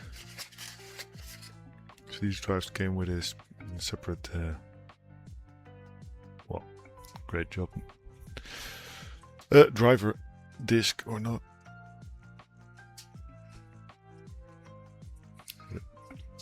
I meant the PCI SATA adapter.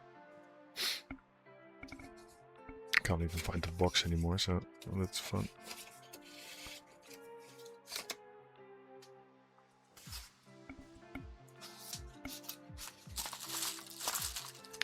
It does. That could always be an option still if we want to install the SATA SSD later. We don't need it right now.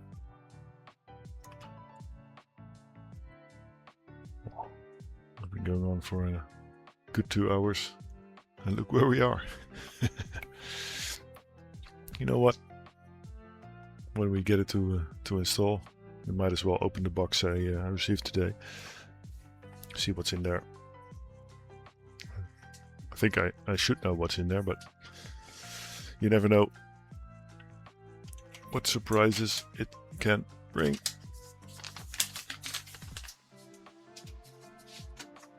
I guess I'm going to need more compact flash adapters.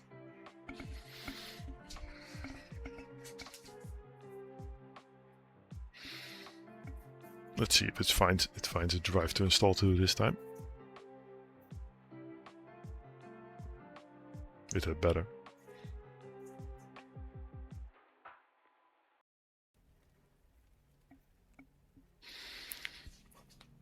I should be very careful not to dox myself when I open the box. Well, now Windows.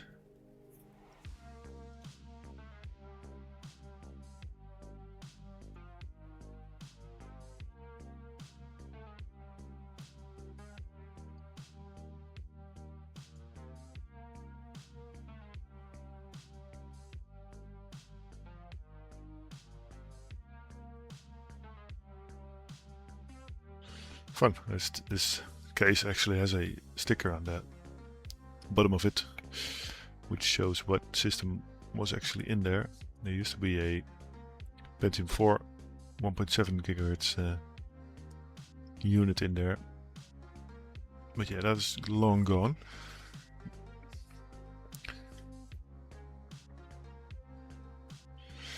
There doesn't seem to be all that much happening.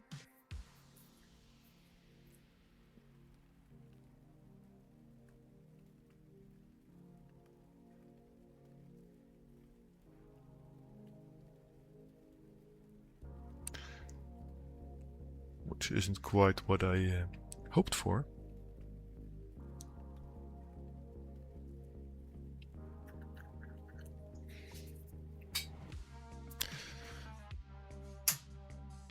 Let's try it one more time with just the one module, memory module. See if that matters. CPU is getting way less hot this time.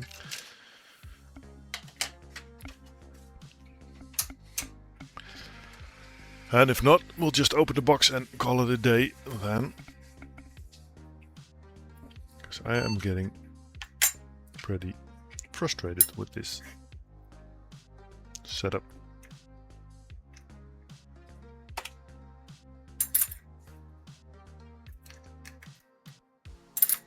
There's a good reason not much people were working with dual CPU setups other than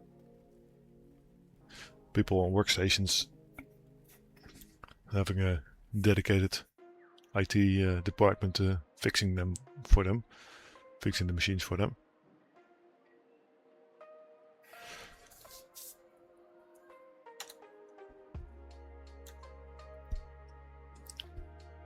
Because yeah, it is a pain in the behind.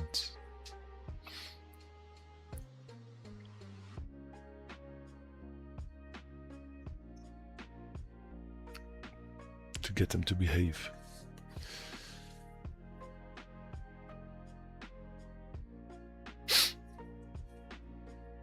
It's not something I would recommend anybody starting out with the retro hardware, at least. Just go for some. But if you do, I can. Well, yeah. What can I recommend? I can recommend getting a proper set of spares to make sure you have at least double. What is up, Raz? Get at least double or triple set of everything, so you can be sure everything will be working, or at least you have one working item of every specific type. So make sure you have a couple of motherboards, a couple of processors, a couple of memory modules. It better be up. So yeah, you can get at least one working system out of it. And yeah, if you want to dive into it, make sure to check out AMI Bay, Amiga Bay. Yeah, well, a bit frustrated with the system actually, because it's not behaving. It's really not acting the way I want it to. I've been busy. Nice. Working. Well, been busy for well over 2 hours now, trying to get it to cooperate. We've had to switch out memory modules. We've had to switch out storage devices. So we are finally ready to install Windows XP. I know. So let's see what we can do. Yeah, I did press enter Windows.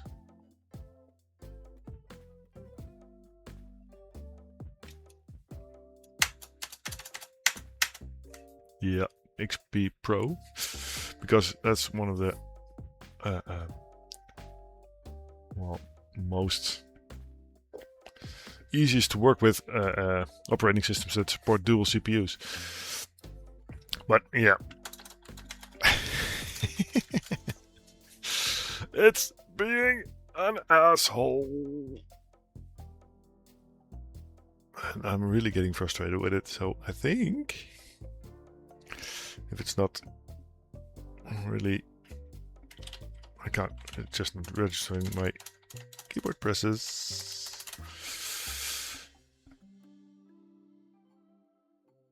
I'm going to give it one last chance to dance. If that doesn't do it, then we will open a box. Hope I don't get to dox myself in the process, and call it a day. Because this little friend here, that one, has been nothing but trouble.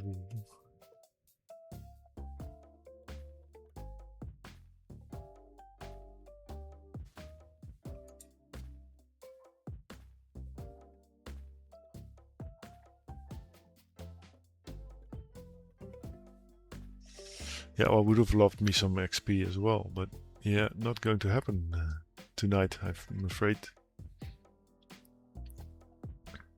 It's also really just a little gimmick. This system was not one I intended to use a lot or at all.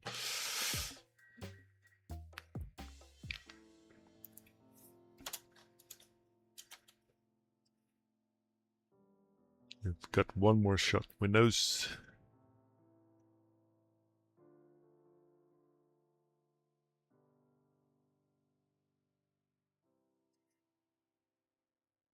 Other than the compared to the 486, the K6-2, and the Pentium 3 and the Athlon XP system, I still want to build.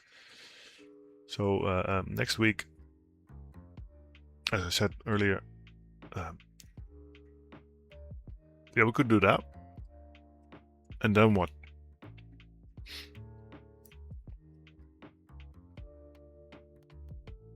But now that you mention it, I still have this Wary Puppy bootable CD, if I can still find it. Yes, run away!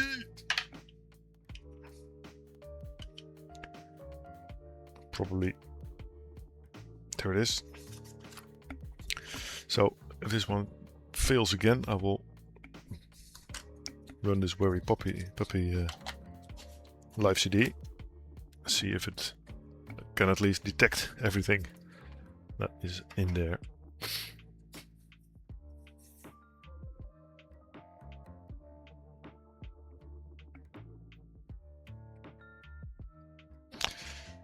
Yeah, you think we can install SteamOS on a Pentium 3 machine?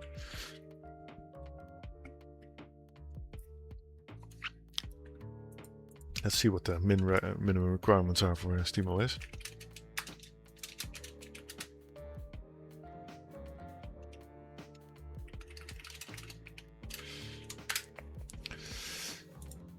SteamOS, general minimum requirements. Intel or AMD 64-bit capable CPU, 4GB of RAM or more, 200GB or larger storage, NVMe SSD highly recommended. Graphics NVIDIA AMD Radeon 8500 or newer, or certain Intel graphics cards. Firmware UEFI recommended. Yeah, I know, but I was just checking.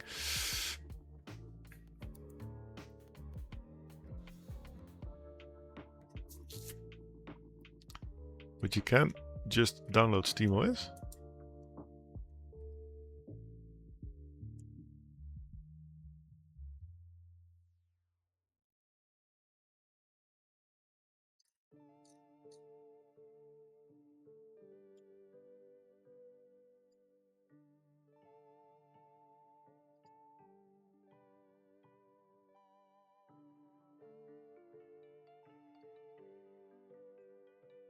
There is a SteamOS. Wait, that's a Steam Deck image.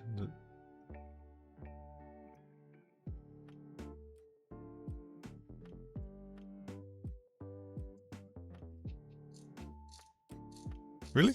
Okay.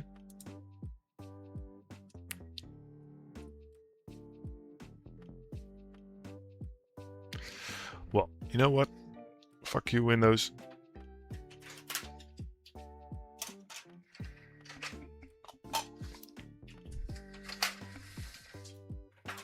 Ooh, I said a... Whoa, wait, come back here. Let's remove the sticker first. I was too lazy to get a proper disk marker, so I put stickers on the CD-ROMs, which isn't a very wise thing, really.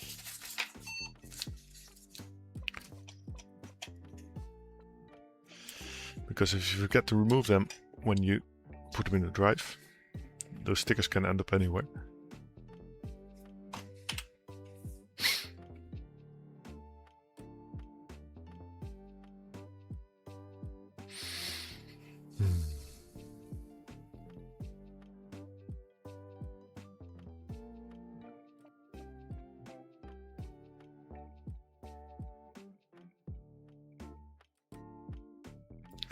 But yeah, there's 2 systems left to build. Next week I want to play some more TIE Fighter because TIE Fighter.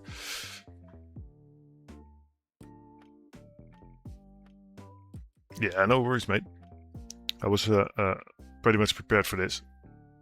No one in their right mind uses a dual CPU system.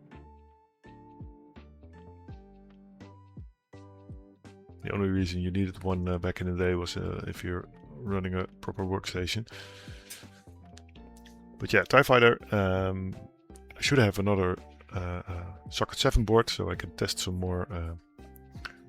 But the processors Nightwella sent me, and I will have received 2 claimed to be broken boards, which I don't believe, so I will go and see if I can get them to play ball.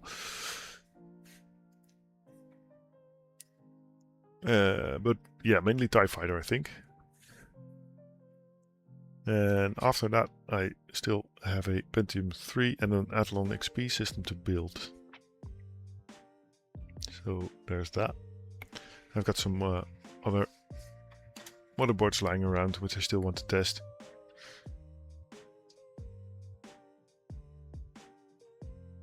So yeah, plenty of stuff left to do, and hopefully I've got some new hardware by then as well.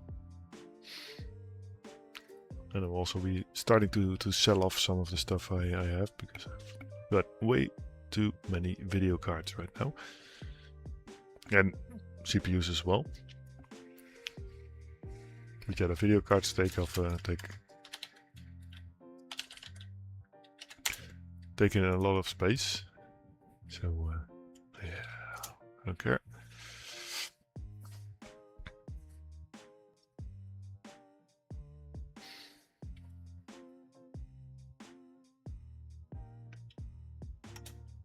Let's see if you can detect the video card. You should be able to.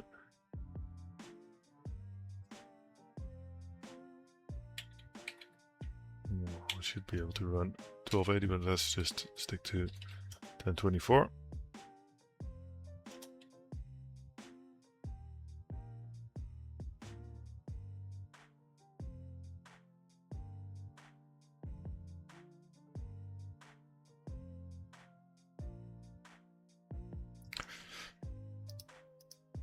Wonder if this thing also does audio.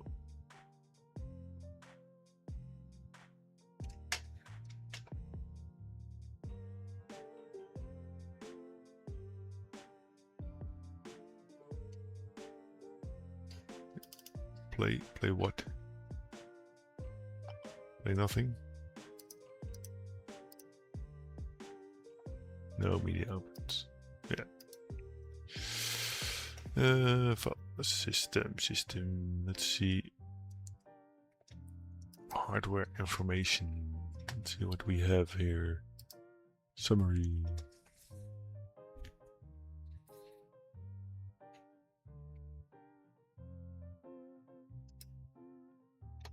Yeah, it's a Pentium 3, but yeah, do you know that there's actually 2 Pentium 3s in there? Or do you not?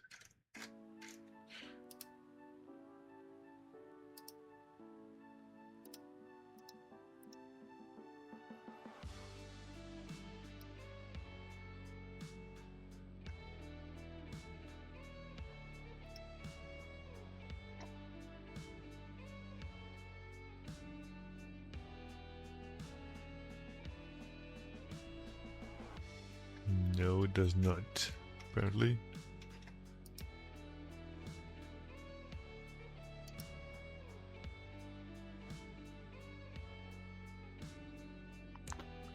It does find the GeForce 2 MX.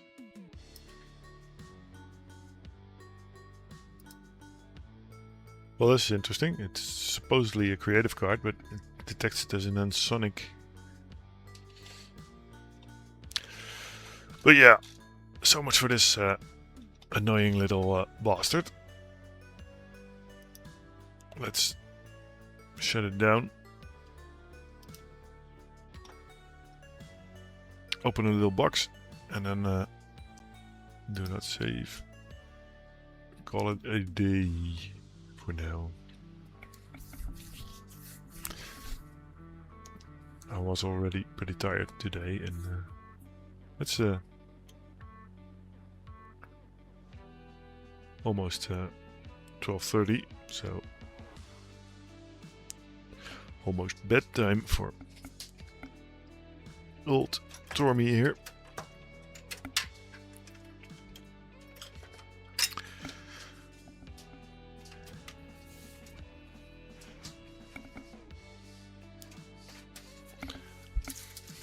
See about this box. Yeah, it shows it on the back, but not on the top, so it should be safe. Let's open this box and see if we actually got what we ordered. I actually got what I ordered. It's interestingly put together. There's tape on all sides. There's a lot of tape everywhere. I'm wondering if there's actually even a box under there, or if it's just all tape.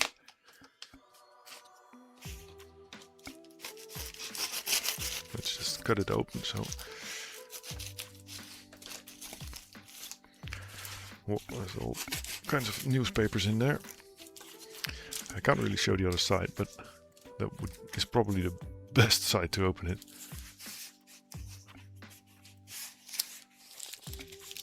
Oh, sure. Really? how how he fixed this box. Okay, we're getting somewhere.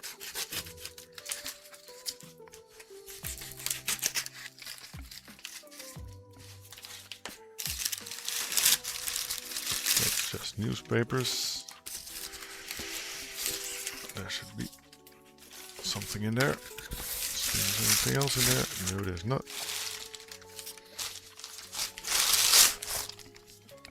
Ditch the box. This is an interesting way of packaging a motherboard, but well.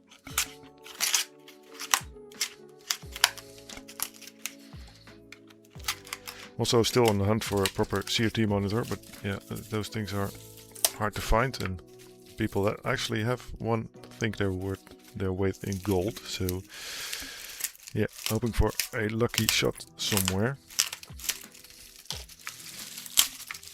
It's not happening so far. I've been going to some thrift stores also on my free Thursdays, but either those are being picked clean whenever they receive new stuff, or there's just nobody putting their old systems in thrift stores. This is not the way I would have packaged a motherboard, but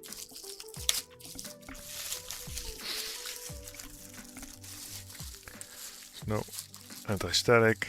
Ow! These pins are sharp.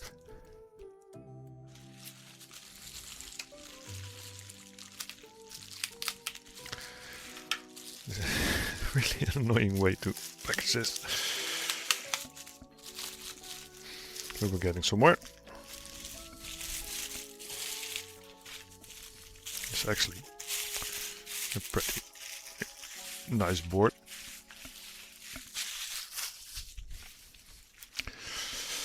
It is a... what is it?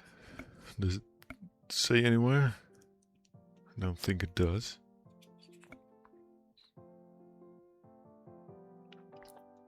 No, it is made in China, as you can see.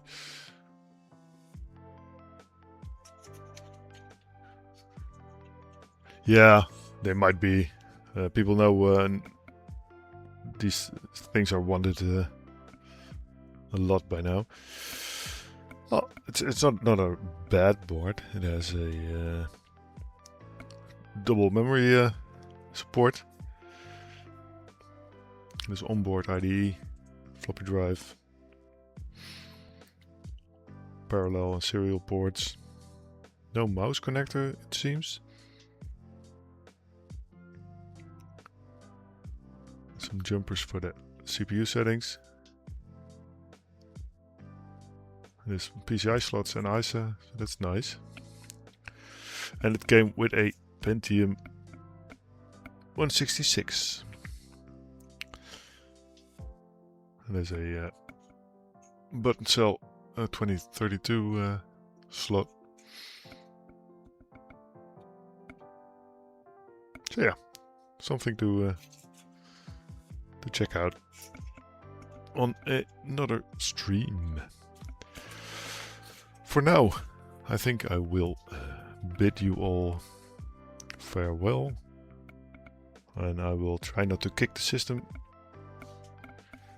because I'm not really happy with it. Even my kids are behaving better. So yeah, thanks for being here. Thanks for listening to me ramble and get more and more frustrated during the night. And I will hope to see you some other time when I hopefully have some a bit more positive experience. Thanks Raz, thanks Nightweller, thanks Archetype. See you around, buddies. This is Tormbo out.